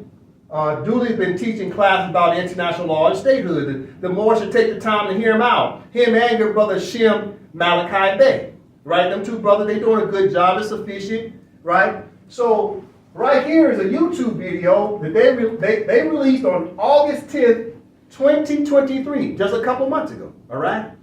What's the name of the video? It says, Episode 9, Part 2, Do U.S. Courts Have the Lawful Treaty Authority to Hear Moorish Cases? That's the name of this video, right? We're going to listen to about 4 minutes. Spoiler alert. He's going to talk about Tashri Bey. He won't say Taj's name out loud, right? He won't say it with his chest. But he's going to allude to it, right? That's what you got to understand. He's going to allude to Taj, right? And he's going to turn around and tell you how disappointed he is that Taj miseducated Abdullah. Listen. All right. All right. Subconscious Moors have taught that this clause of Article 3, Section 2 of the United States Constitution is the authority for the establishment of Moorish consular courts. All right? So they see, this has been taught, that Article 3, Section 2 of the United States Constitution, some Moors have taught that this is the authority for the establishment of Moorish consular courts. That is an erroneous concept. Consular courts are established by treaty, not by constitutions. Meaning that the Japanese Constitution, Japan, does not have no constitution has an establishment of consular court clause. That's established by treaty. All right. Nadra. Yes. I draft in my Constitution an establishment of consular court clause. Well, how can I draft in my Constitution an establishment of consular court clause? Like, I would need your permission. Like, how can I establish? I would need your permission through treaty to establish a consular court there. Like, how can I would need your permission. I can't on my own say it's done through treaty. So this is erroneous. These erroneous concepts have inhibited the growth of this movement. Listen. My brothers and sisters, it's not a lot. I'll say it again. It's not a lot. I'll say it again. It's not a lot. What is the issue? Misconceptions. For 25 years, I was trapped in misconceptions that inhibited my growth in development. It's not a lot. It's that giving the people proper foundation and proper concepts. This is a huge misconception that Article 3, Section 2, this is taught. This is on supporttheconstitution.org. This is on supporttheconstitution.org with Lamont. And you know who you learned that from. This is on there. Go to supporttheconstitution.org. You'll see that on there. That Article 3, Section 2 is the establishment of the authority of Moorish consular courts. That's on there. That's a huge misconception. I said to Shem 4.5 years ago, we're going to have to address a lot of misconceptions. We're going to be attacked, Shem. So as you can hear, dear brother Abdullah Il Khalid Mosi Bey, on the date of August 10th, 2023, he is finally setting the record straight about Taj Tariq Bey. That Taj miseducated Dooley for 25 years. Dooley said his own growth was stunted for 25 years. Listening to Taj, he realizes it now. He didn't start coming into understanding statehood about what he's doing wrong until about 4 years ago. Dooley been studying more science for 30 years. And his mentor is Taj Tariq Bey. Dooley is the best student that Taj ever produced. And now Dooley, good brother Abdullah, is out here ringing the alarm for all the Moors to wake up and realize they've been miseducated by even Abdullah's mentor, Taj Tariq Bey. There's not one Moorish American out there that has more knowledge than Abdullah Talib Mosi Bey when it comes to Moorish science and history. There's not one. Not one. I can't even touch Abdullah's knowledge of Moorish science. I've been studying my behind off regarding international law, but when it comes to the gambit of Moorish science, about the feds and the Masons and the stars, the moon, the sun, man, Abdullah is the best thing since Taj Tariq Bey when it comes to everything from A to Z. I'm just a specialist in international law. I specialize in something. Where this good brother Abdullah, he's a jack of all trades regarding Moorish science. He'll run circles around Jamal Bey. Abdullah runs circles around Light Bey. Abdullah runs circles around anybody with a Bey, Il, Ali, Al, or Day in their name. Abdullah runs circles around them. He is the best student that Taj ever produced. And even Dooley is finally coming out saying, Taj miseducated the people. He's ringing the alarm. This is what everybody got to understand. People look at me and say, oh, Jay Bay, you're a new kid on the block. We ain't got to listen to you. Okay, you going to listen to Abdullah? 30 years. Being in the shadow of Taj Tariq Bey. He's finally got away from Taj, and now he's telling the truth. Because he done got away from what?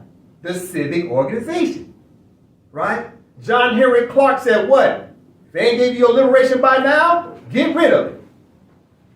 Good brother Abdullah got rid of Taj. Taj wouldn't listen to Abdullah. Don't think Abdullah didn't go to Taj 4 years ago and say, Taj, we're doing this wrong. Taj ain't listening to nobody. Let me say this for the record. Tell me the name of the Moorish government that Taj is affiliated with. Any Moorish government? He ain't down with USARS. Taj ain't down with the Mexican Moors. Taj don't do nothing with the Moorish consulate. Taj don't even do nothing with Jamal Bey. Jamal tried to put together a group about 100 Moors back in March of 2021. Taj wasn't affiliated to that when the Moors tried to come together to put together a constitutional assembly. Taj wasn't there. Taj ain't affiliated with AMPAC. He ain't affiliated with the WRC. He ain't affiliated with any Moors trying to get a government off the ground. Tell me the name of the government that Taj Bey is affiliated with. Tell me his title. It don't exist. And any Moors who've been trying to get a government off the ground, Taj will just turn around and just discredit it. Something ain't right about Taj. How he talking about governments, but he don't want to be affiliated to a Moorish government? You got to understand, something ain't right here. And Dooley's trying to let everybody know. Dooley has talked to Taj directly. I hung out with Dooley. I hung out with good brother Shim and Tamara. Those three was hanging out. Back in 2020, I hung out. I went to the classes for United Res Publica. I talked to them directly, face to face. Some information was shared with me. They said, yeah, Taj ain't down with governments for Moors. He ain't down with it. And this is why he ain't affiliated to no governments. But yet he wants to keep talking about consular court. Taj keeps saying consular court's the answer. How the heck you got a judicial branch and you don't have two other branches? You need 3 branches of government in order to have a judicial branch of what? A state. And the only way a state can be formed, you need what? A constitution. But you got to understand something. Dooley is ringing the alarm bell. He's finally coming out. Now, did he say it with his chest and say Taj's name? No, but he turned around and said Lamont Ill is pushing this false narrative. And he said, you know who Lamont's teacher is. We all know who's teaching Lamont. Why is it Taj Bey is always hanging around Lamont and he knows Lamont is a what? De facto consul general of Morocco. But yet Taj keeps putting Lamont underneath his wing, right? And hanging out with Lamont, but Taj don't hang out with Abdullah. And Abdullah's teaching international law and statehood and how to enforce the treaties in a competent way. And Taj don't hang around Abdullah, but he keeps hanging around Lamont. And Lamont is a de facto consul general, meaning he's a consul general by fact in his head, but not by truth. He's not de jure. Lamont, unfortunately, is still a Moor subject, comes under the jurisdiction of the United States of America as a naturalized Moor. He's not Moroccan, he ain't returned back to Morocco, and neither has Taj Tariq Bey. So tell me, why does Taj keep hanging around Lamont, but he don't hang around with Abdullah? But Abdullah is teaching international law. The Moors got to start thinking. We got to use some critical thinking. This is not about throwing Taj Tariq Bey under the bus. This is about just telling the truth. The truth will set us free. Taj got some explaining to do. Because even Dooley is trying to ring the alarm. Now, Dooley, I will say this, though. Good brother, you was just on Dr. G show a couple of months ago. On your YouTube channel, you ain't going to get nothing but a couple of hundred views. But if you was on Dr. G show, you know you could have got somewhere between 5,000 and 15,000 views. Why didn't you say this on the Dr. G show, brother? You needed a bigger audience. You got to say it with your chest, brother. Speak your truth. Stop procrastinating, brother. Just say it like it is. And I know you love good brother Taj. We all love Taj. But Taj, unfortunately, is questionable, brother. He got to answer a lot of questions as to why he's not trying to uplift fallen humanity in a competent way through statehood. He's avoiding the states for a reason, good brother Dooley. You know why he's avoiding the states. You need to come out and tell everybody the truth about Taj. You know something ain't right, good brother. Say it with your chest. The Moors need you because you've been in this game 30 years. I've only been studying and in this game 5 years. The more they going to listen to me as much as they'll listen to you, good brother. I defer to you. You need to come out. Go back on Dr. G show and tell the whole world the truth, brother. Get them 15, 20,000 views on Dr. G show. Come out and say it with your chest. And oh, by the way, brother, if you're going to teach international law, then you got to lead by example. Where's your Declaration of Independence? Where's your Constitution? Where's your unipossedidas territory? Have you now acceded to the charter, brother? Tell me about your elections. What office do you hold in your government, good brother? Are you the head of state? Are you the chief judge? Are you the consul general? Are you the minister of foreign affairs? What office do you sit in, good brother Dooley? You just can't keep teaching international law. You got to lead by example, good brother. Please stop procrastinating. You got too much knowledge and information in your head. You got to stop writing books and you need to write a constitution, brother. All right? We love you. Keep going, brother. We'll connect sooner or later. But thank you for all that you do. What's the problem? It's right here. It's a timeline since 1930. Look at all the years that's been wasted amongst the Moors. Good brother Dooley started studying, I think, around 1993. And he said he wasted 25 years. What he said, if he didn't know about international law decades ago, he would have started enforcing international law reforms. But unfortunately, Taj Bey had him distracted. Dooley's upset. He's wasted 30 years. He's trying to save all of us from wasting the same type of time. Right? This is a report card of the Moors right here. And Taj started what year? Taj started right here in 1980. Right?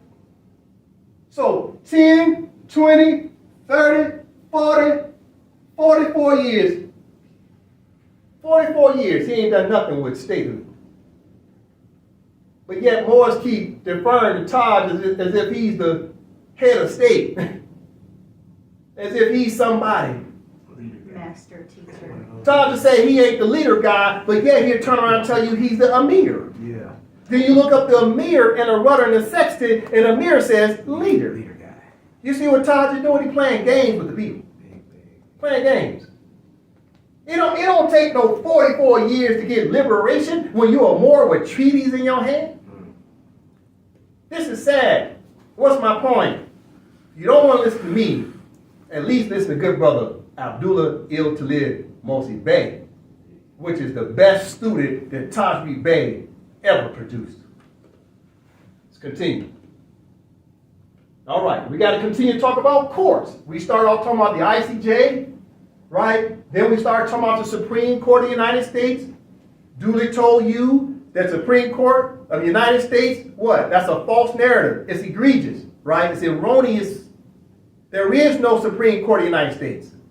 There is no lower courts. There's no inferior courts when it comes to the United States of America, because all the United States of America courts is for Americans. Moors are not Americans.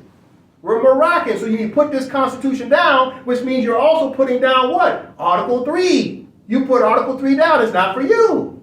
This is what Dooley trying to tell you. Then he told you to turn around and do what? Because he's teaching statehood, and he said through statehood, when you got your own Constitution, 2 states now can put together an agreement to come up with a treaty to recognize consular courts, such as the Act of Service of 1906. Right? So let's talk about treaties. Since good brother Abdullah talked about treaties, let's talk about treaties, because the more say, oh, J. Bay only been here 5 years. Okay, you ain't listening to Abdullah either. Abdullah been doing this 30 years. You ain't listening to Abdullah. Cujo. Abdullah been doing this 30 years, Cujo. Abdullah been doing this even before there was VHS tapes. Been doing it a long time when we couldn't even record nothing. He was on microfilm. Before VHS. VHS tapes came out and Dula was like, man, you seen the VHS tapes? We can record on that now. We don't need that big spinner, right? You remember back in the day they had the tape, they be riding like the projector. Huh? You remember back in the day? That's what Dooley's on. Old school. Even before Cujo ever even hit the scene. Cujo didn't even hit the scene until about what, 2008? Good brother Dooley been doing this since the early 90s. They still don't listen to Dooley. But they want to sit here and tell J. Bay, oh, you new kid on the block. Well, you ain't listening to the old kid on the block either. Shut the hell up. What you need to do is go and study. Study, study, study. But study what? International law. What Abdullah tried to tell you. International law and treaties. Listen to Dooley. This is ridiculous. You don't want to respect J. Bay and AMPAC study session, at the very least, respect Dooley, because he was here before all these dang on Moorish Americans. You owe him some respect.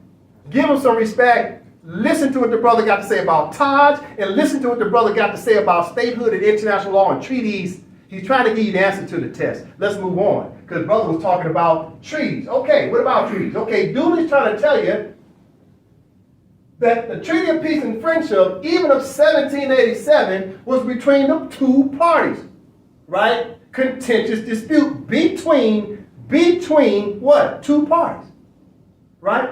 So the 2 parties in the Treaty of Peace and Friendship were what? Moroccans and Americans.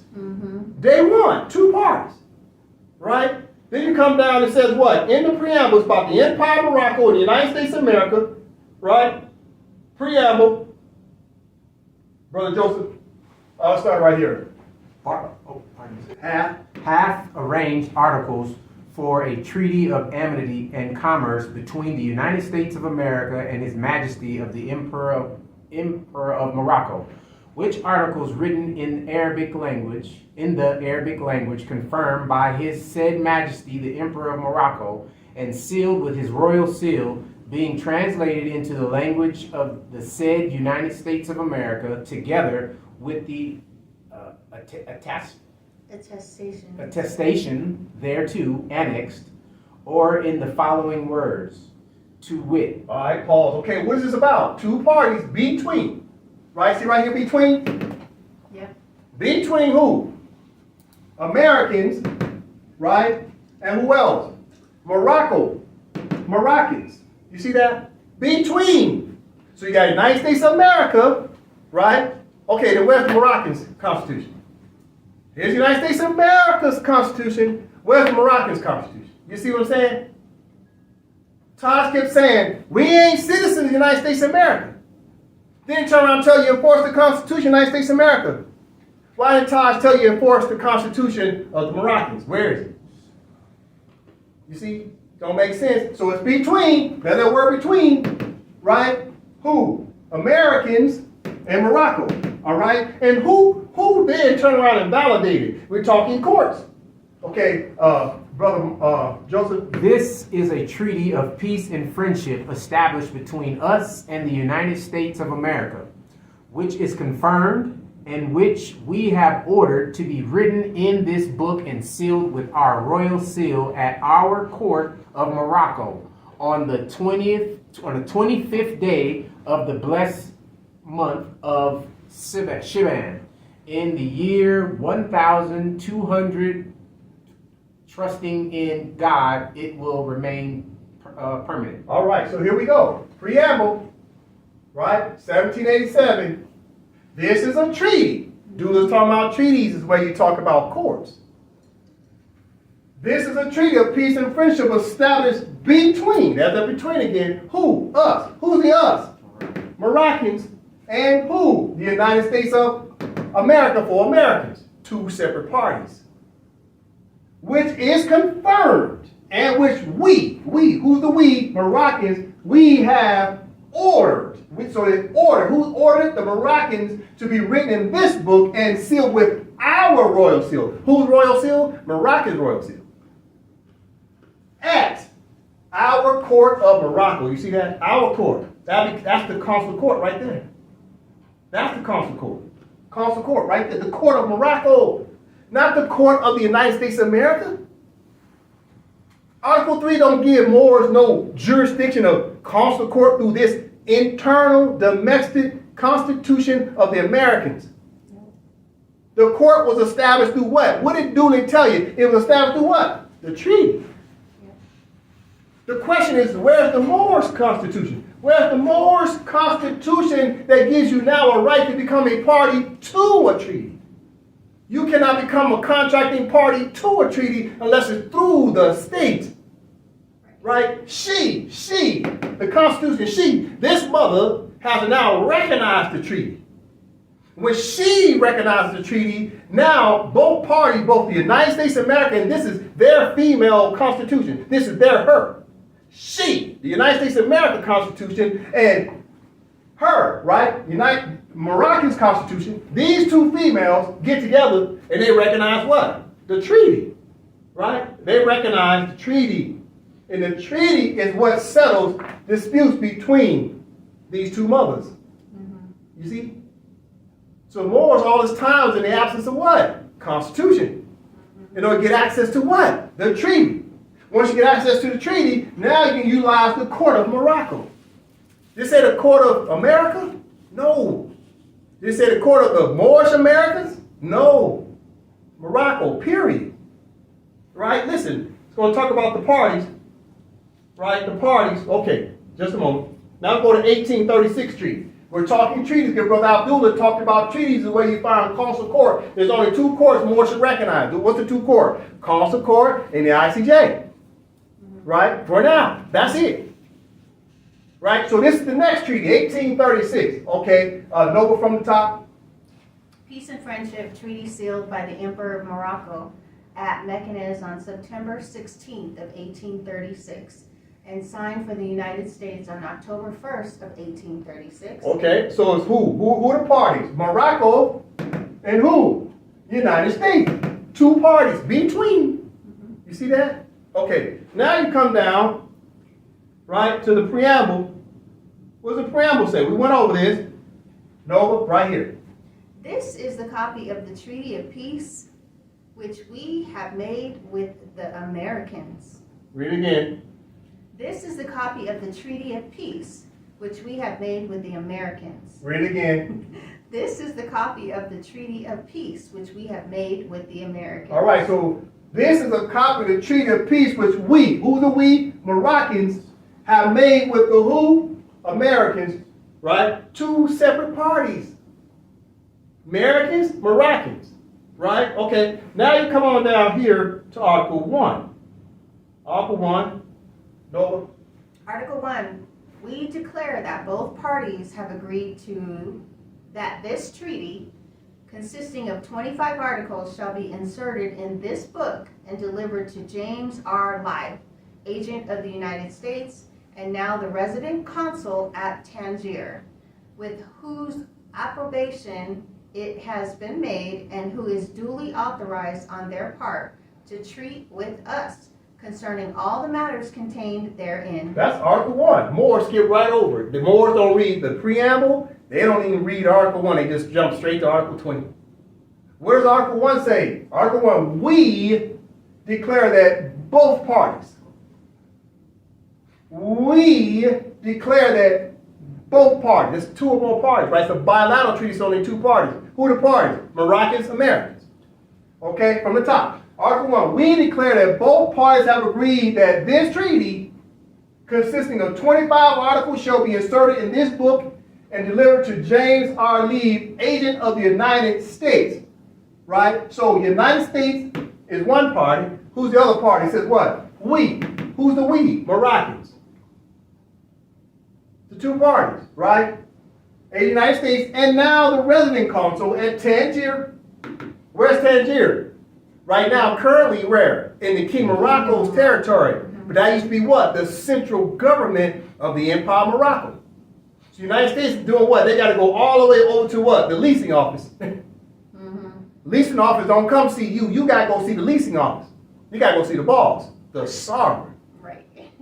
You see? So they went over to Tangier, with whose approbation it has been made and who is duly authorized on their part. Who's the their part? Their part of who? The United States, the Americans, to treat with us. Who's the us? Moroccans. It's two parties. Concerning all the matters contained therein. Just to read, this is Article 1. Right? This treaty, this is what Dooley's talking about. And it set up the court, the Moroccan court, right? Okay, let's go to the next treaty. Treaty of Algeciras of 1906, an international conference at Algeciras and an additional protocol, right? 1906, right? We're talking jurisdiction, right? We're talking courts, right? But who has the sovereign authority in what's commonly known as the Act of Algeciras? Well, now you got to come down. You come down. You start talking about what? The empire, right? It's all about the empire. Who has the superior authority? The empire and its courts. You see, this is a treaty. This ain't somebody's constitution. This is what Abdul is trying to tell you.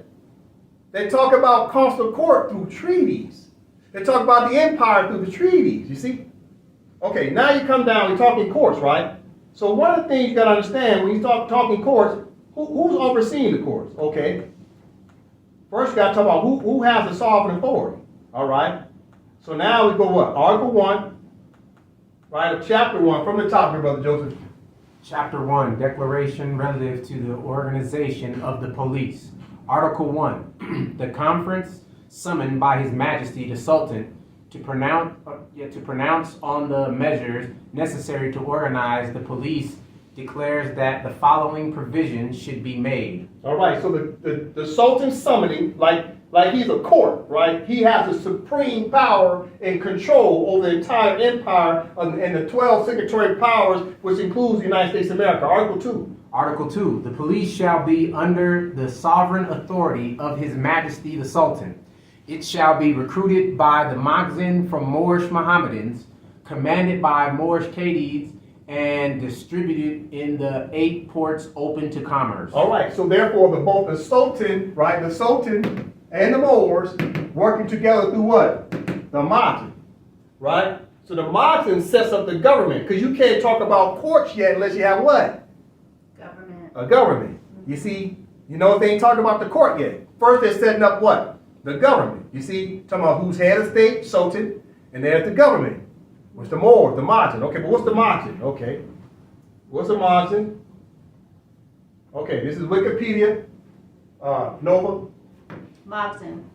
And let's see, is the governing institution in Morocco and in pre-1957 Tunisia, centered on the monarch and consisting of royal notables, top-ranking military personnel, landowners, security service bosses, civil servants, and other well-connected members of the establishment.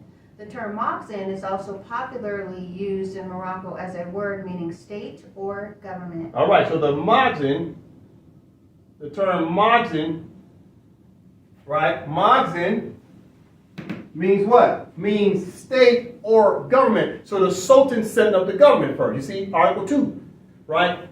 Go back to the treaty. Got to set up the government first. Got to set up the government. The Sultan, head of state, right? Maghzin, head of government. But who's overseeing the government? Moors. But what's the Moorish nationality? Okay. What's the Moorish nationality? Moroccan. Moroccan, right? For who? Moors. Moorish. Moorish, Moroccans. The Moors are Moroccans. You see? Okay, now, once you set up the government, what can you do next? Okay, now you can come down and start talking about how the courts work, okay? You go to Article 23, it starts talking about, okay, the courts have jurisdiction over the principles. All right, Article 23, good brother Joseph. Article 23, the accomplices in the offenses set forth in Articles 20, 21, and 22 shall be liable to the same penalties as the principals. The element determining complicity shall be adjudged according to the laws of the court in charge of the case. So Article 23, now the court of who? The Moorish government court. We'll talk about that. The Moorish government court now can bring a suit and a judge against who? All the what? All the principals who are complicit, right, as accomplices in a civil or criminal dispute. So between these parties, the consular court, the Moors, i.e. the Moroccans, can bring suit against Americans. But it's Moroccans and Americans. That's the problem with the Moors right now. They keep calling themselves Americans. Then who the heck is the Moroccans that oversee consular court? You see what Todd has done to the Moors? This is terrible, right? So, okay, so Article 23, right? It started to talk about finally what courts. So Article 2 set up what? The government, the Mati. Now we jump down to Article 3, it's talking about now we can bring suit against the principles, right? We're going to come back and look at this word principle in just a moment. But look at Article 24. Continue, good brother Joe. Article 24. When there is a good reason to suppose that a vessel anchored in a port open to commerce carries guns, ammunition, or other prohibited merchandise with a view of introducing the same into Morocco, the officers of the Sharifian customs shall so inform the competent consular authority in order that the latter may carry out, in company with the delegate of the Sharifian customs, such investigations, verifications, or searches as may be judged necessary. So it's the Moors of consular. Moors have consular authority. The Moorish government, the Muslim, which the Sharifian custom is the same thing as saying Moorish. We're going to learn about that. Sharifian and Moorish is the same thing, right? But we carry out as consular authority the investigations. And we do all the what? Judgment. We judge. You see, the Moors do this. We have sovereign authority, right? As the organs, i.e. the officers of the government, as well as the court. So you have to set up the government first, and the government consists also of court. Well, what court? Consular court. You see? Court of what? Morocco. Listen. Continue. Article 25. Article 25. In the case of the introduction or the attempted introduction by sea of prohibited merchandise outside of a port open to commerce, the Moorish customs authorities may bring the vessel to their nearest port to be turned over to the consular authority, who shall have the right to seize it and continue such seizure until payment of the fines decreed. The vessel may, however, be released at any period of the trial, provided that the judicial proceedings shall not be implied thereby on the deposit made with the consular authority of the maximum of the fine, or else under responsible bail accepted by the customs. All right, so who has consular authority? Who can take care of the judicial proceedings? Well, it tells you right here, the consular authority is about who? The Moors. You see that? So you continue to go down. Okay, listen. Now it says what? Article 26. The Moxen. All right, let's read it, brother. Article 26. The Moxen may retain the confiscated merchandise either for its own use, if able to utilize it, on condition that the subject of the empire shall not be able to get possession of it, or it shall be disposed of it abroad.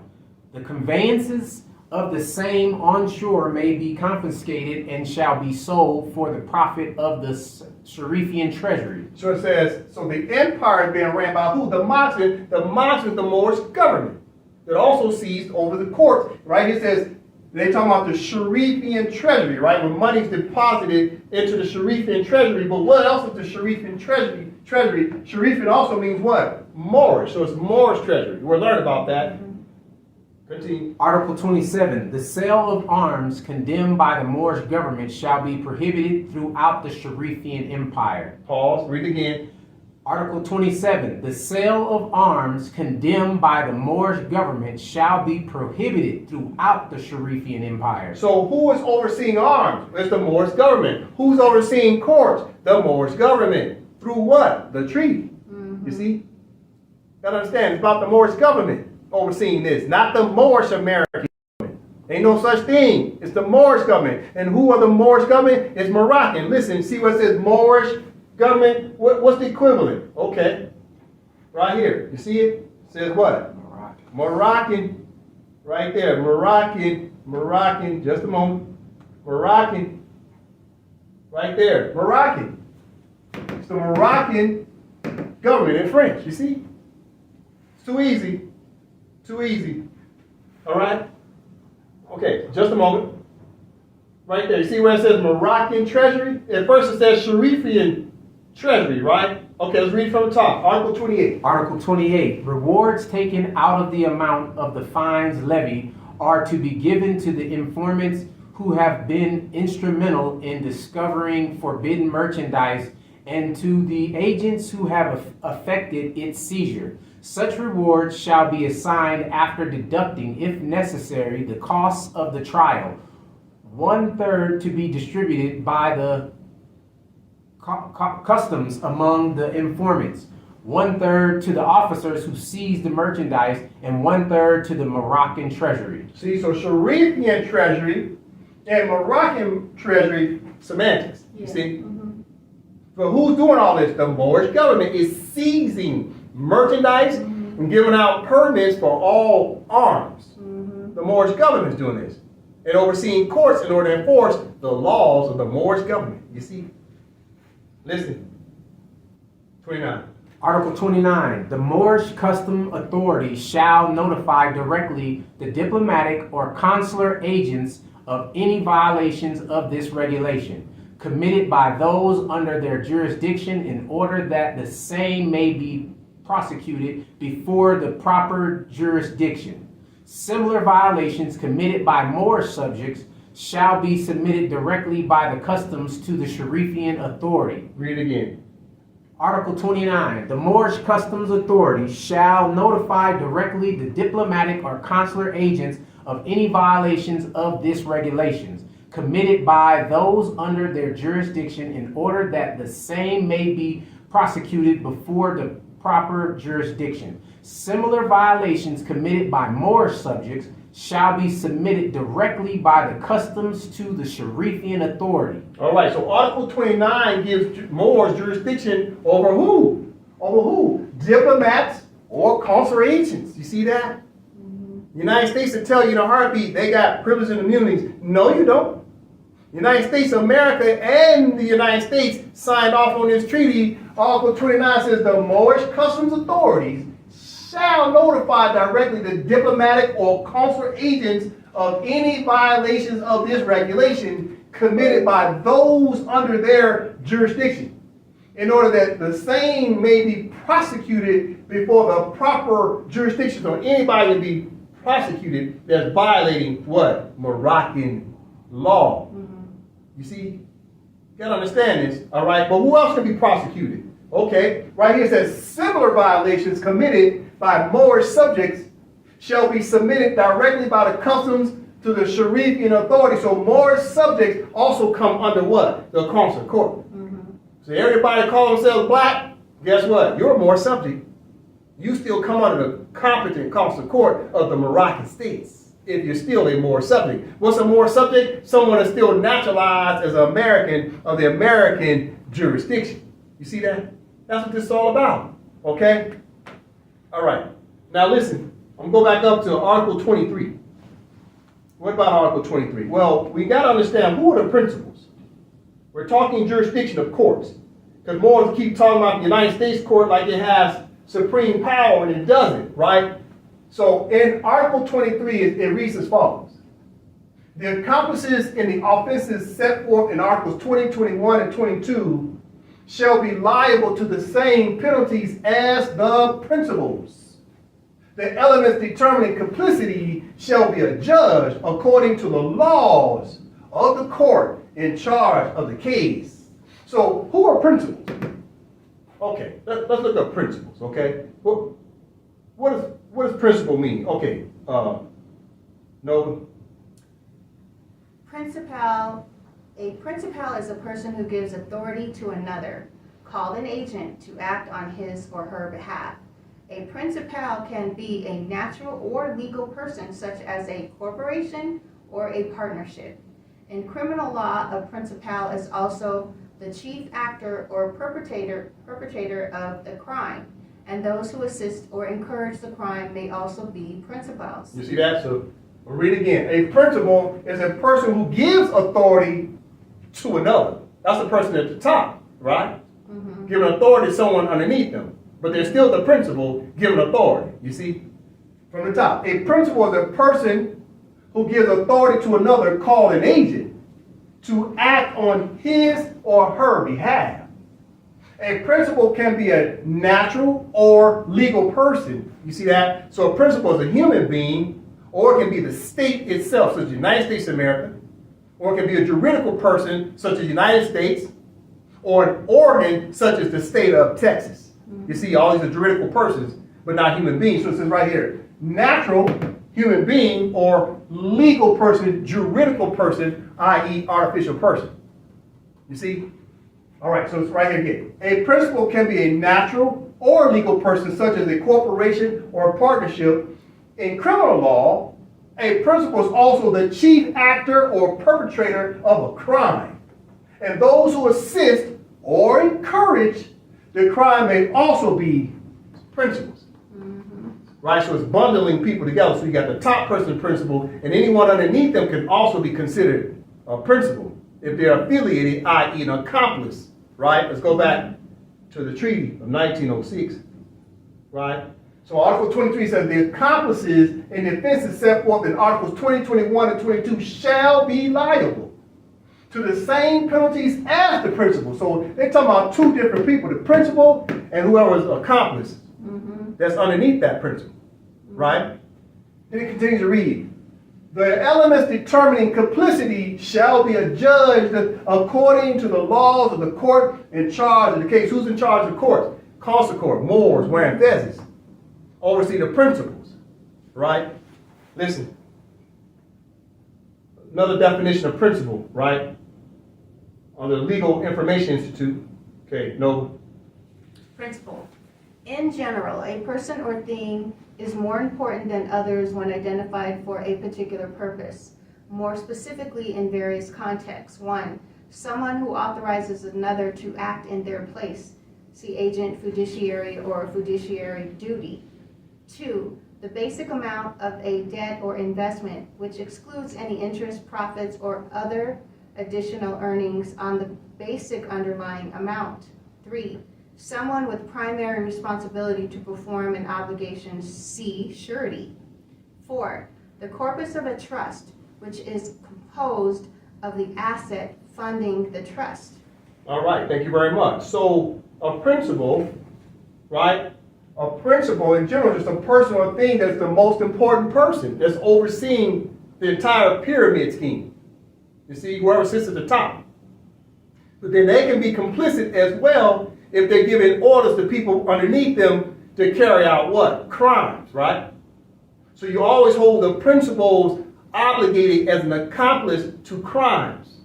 That's what Article 3 is talking about, right? Okay, so it says right here. Number 3, someone with primary responsibility to perform an obligation. Who's primarily responsible?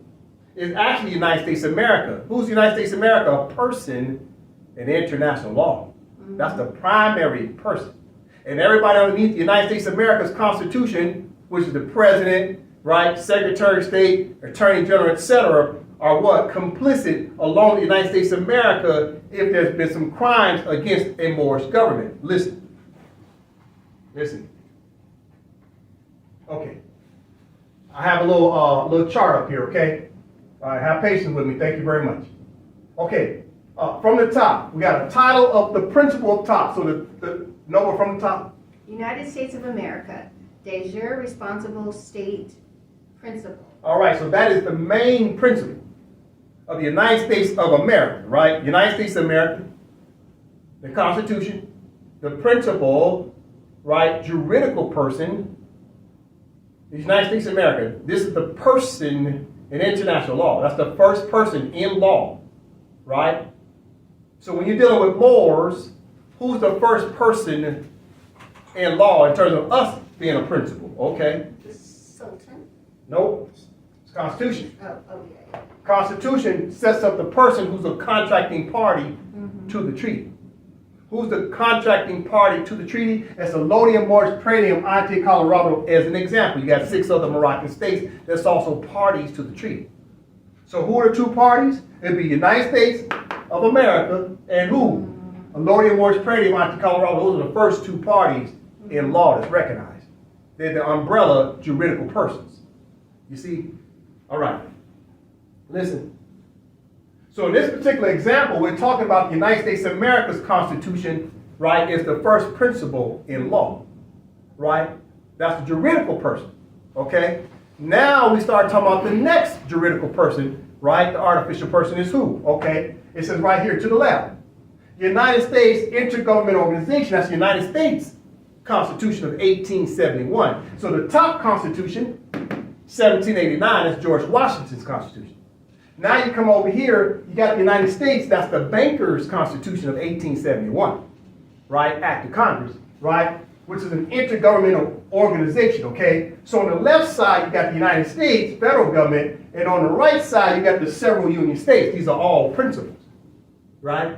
Keeping in mind, there's human beings sitting in those seats, right? So these are just fancy titles of government offices, but it's human beings sitting in seats. So you bring the suit against who? You bring the suit against who? The juridical person, United States of America, the principal, right? According to what? Listen, let's go back to your treaty, keep it germane. This is what good brother Abdullah was trying to tell everybody. Article 23, the accomplices in the offenses set forth in Articles 20, 21, and 22 shall be liable to the same penalties as the principals. The elements determining complicity shall be adjudged according to the laws of the court in charge of the case. So who are the principals and who are the accomplices? Okay, now you go to my little chart. Well, the first principle, if you're talking about the United States of America, the party to the treaty, it's the United States of America. That's the first principle. Artificial person, juridical person. Then over here, the United States, there's another juridical person, artificial person. That's another principle who's overseeing what? All these offices, right? And these offices have human beings sitting in those chairs, right? So you bring suit against who? The United States, right? Intergovernmental organization. Then you got what? The principals of the United States is who? President of the United States, United States Secretary of State, United States Attorney General, United States Pentagon top staff, United States Chief Prosecutor, United States Chief Magistrates, etc. Those are principals. You see what I'm saying? This is who you bring suit against. Both the state and all of its organs underneath it, that's who you bring suit against. Okay, who else are principals? Okay, now they got who? They got their several union states, right, who all claim to have constitutions, etc., right? So now you come over here, who are these principals that they put in charge, right? They put people in charge of what's called territories, right? Trust territories. Trust territories within the United States of America's Constitution. They got trust territories called the several states. They're all territories, right? Overseen by who? A governor. See right there? Yep. Governor. So he's a principal, now giving everybody else instructions, right? So who else? Such as the Secretary of State, Attorney General, Chief of Police, Chief Prosecutor, and Chief Magistrate, etc. of the several union states. And this is the United States and all their chiefs and people at the top. But who's at the top of the president? Would that be United States Constitution? Who's the principal of the United States Constitution? Well, that would be who? United States of America's de jure Constitution. You see how that works? So it's a tier process. 1, 2, it's United States. So United States of America, 1. United States Constitution, 2. Then after that, what? Number 3 is who? Now you start talking about the individuals, you see, in their offices. That's how this works. So we bring suit through our consular court to all the principals, right, who are acting as accomplices, and they're complicit, and now they're liable, and now they must be a judge through the laws of the consular court. But first we had to set up what? The moxie. Yep. That was Article 2. You see how they set it up first? Yep. Moore's got to understand this, right? Okay, listen. Let's talk about another article that talks about courts. Listen. Article 60. In Article 60, you're going to learn about judicial offices. These are judges in Article 60. Okay? So we're going to read this first paragraph. We're going to jump down and I'm going to show you something else. All right? Okay, good brother Joseph. First paragraph. Article 60. In accordance with the right granted by Article 11 of the Madrid Convention, foreigners shall have the right to acquire property throughout the Sharifian Empire, and His Majesty the Sultan shall issue to his administrative and judicial officers such instructions as may be necessary for them not to refuse the registration of deeds without the lawful clause. Subsequent transfers, either by deeds between living parties or by death, shall continue without hindrance. So Article 60 starts to talk about judicial officers of the consular court, right? So you got judicial officers, okay, of what? The Empire of Morocco. So you got the Sultan right here. Then the Sultan's talking about what? The administration's right there. Administrative, that's what? The Moxin. And then you got what? And the judicial officers, that's the court. That's the three branches of government, you see? You gotta catch this. All right, and it starts talking about what? Okay, it's talking about who? The foreigners. Who are the foreigners? For example, who? United States of America. The Americans are the foreigners. Americans are foreigners where? In Morocco. What about Morocco? Empire. Empire of Morocco. You see, United States of America is in the Empire of Morocco. The Empire of Morocco is not in America. America is in Morocco. Yep. Okay, now watch this. We're talking judicial officers, right? Now you come down, we're going to talk about the Qadi, right? The Qadi is the judge, right? Come down. Now, watch this. This last paragraph of Article 60. Here, Brother Joseph. The Moxen shall designate in each city and district specified in the article the Qadi who shall have charge of such verification. So the Qadi is a judge, right? So like me, I'm the Qazi, Qazi, right? Because that's what we found in the rudder and the sexton, right? We named the judge Qazi, but in the treaty it says what? Qadi, C-A-D-I, semantics. Judge is just a judge. Moore's judge is just a judge. You see, just a judge, right? So let's read it. So this last paragraph of Article 60 says what? The Moxen, who's that? The Moorish government. The Moxen shall designate in each city and each district, specify this article that the judge, the Qadi, who shall have charge of such verification. Why am I pointing this out?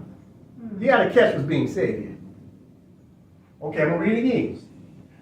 The Moxen, the Moorish government shall designate in each city and each district a judge to have what? Charge of all judicial affairs. But wait a minute. So there's supposed to be a judge in each city and district? Well, where are the districts? Where are the cities? Let's look at a map. Bam. This is a map of the federal districts, okay? Look right here. Geographic boundaries of the United States Courts of Appeal and United States District Courts. So the districts are all numbered by the federal government, right? The federal government's numbering the districts. So you got district what? You got 1, 2, 3, 4, 5, 6, 7, 8, 9, 10, and 11, right? Then you still got what? District of Columbia, right?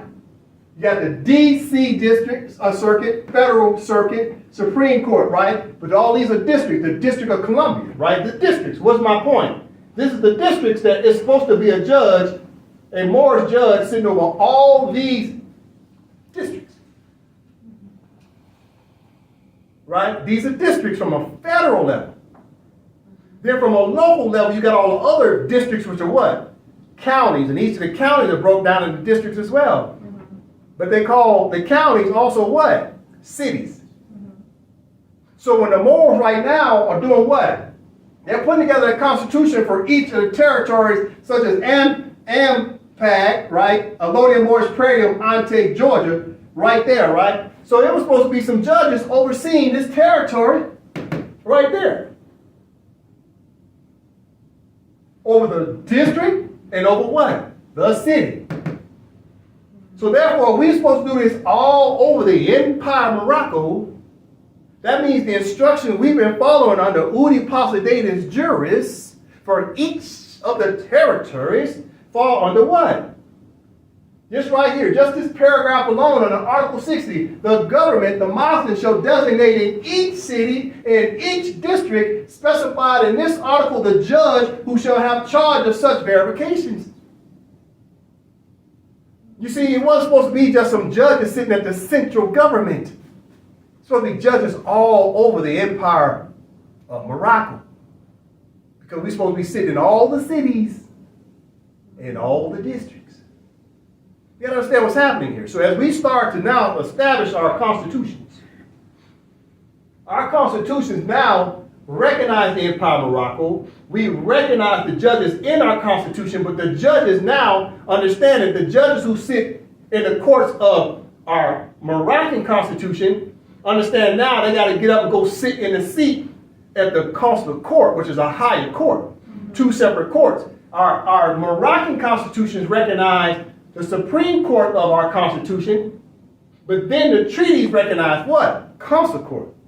So the judges who sit in the Supreme Court of the Moroccan state have to get up and go over now to a different venue called the consular court because of the treaties. Only Moors can sit as the judges of consular court. Only Fezes are at the consular court. And I ain't talking about Shriners. I'm talking about Moors. This must be understood, right? So what do we take away from all this? Okay, let me go back. Let me go back to the treaty.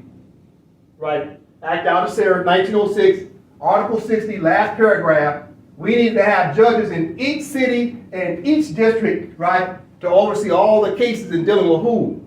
Dealing with who? Let's scroll back up. Dealing with who? Dealing with foreigners, you see? So don't let the Moorish Americans try to tell you, oh man, we don't need no stinking state. That means you saying you don't need no Moxin. You don't need no Moorish government. The treaties call for a Moorish government. And within the Moorish government, you're supposed to have consular court in each what? Each district and each city. And that's called your Udi Posidatis jurisdiction. I end with that. Islam. Islam. Big Islam.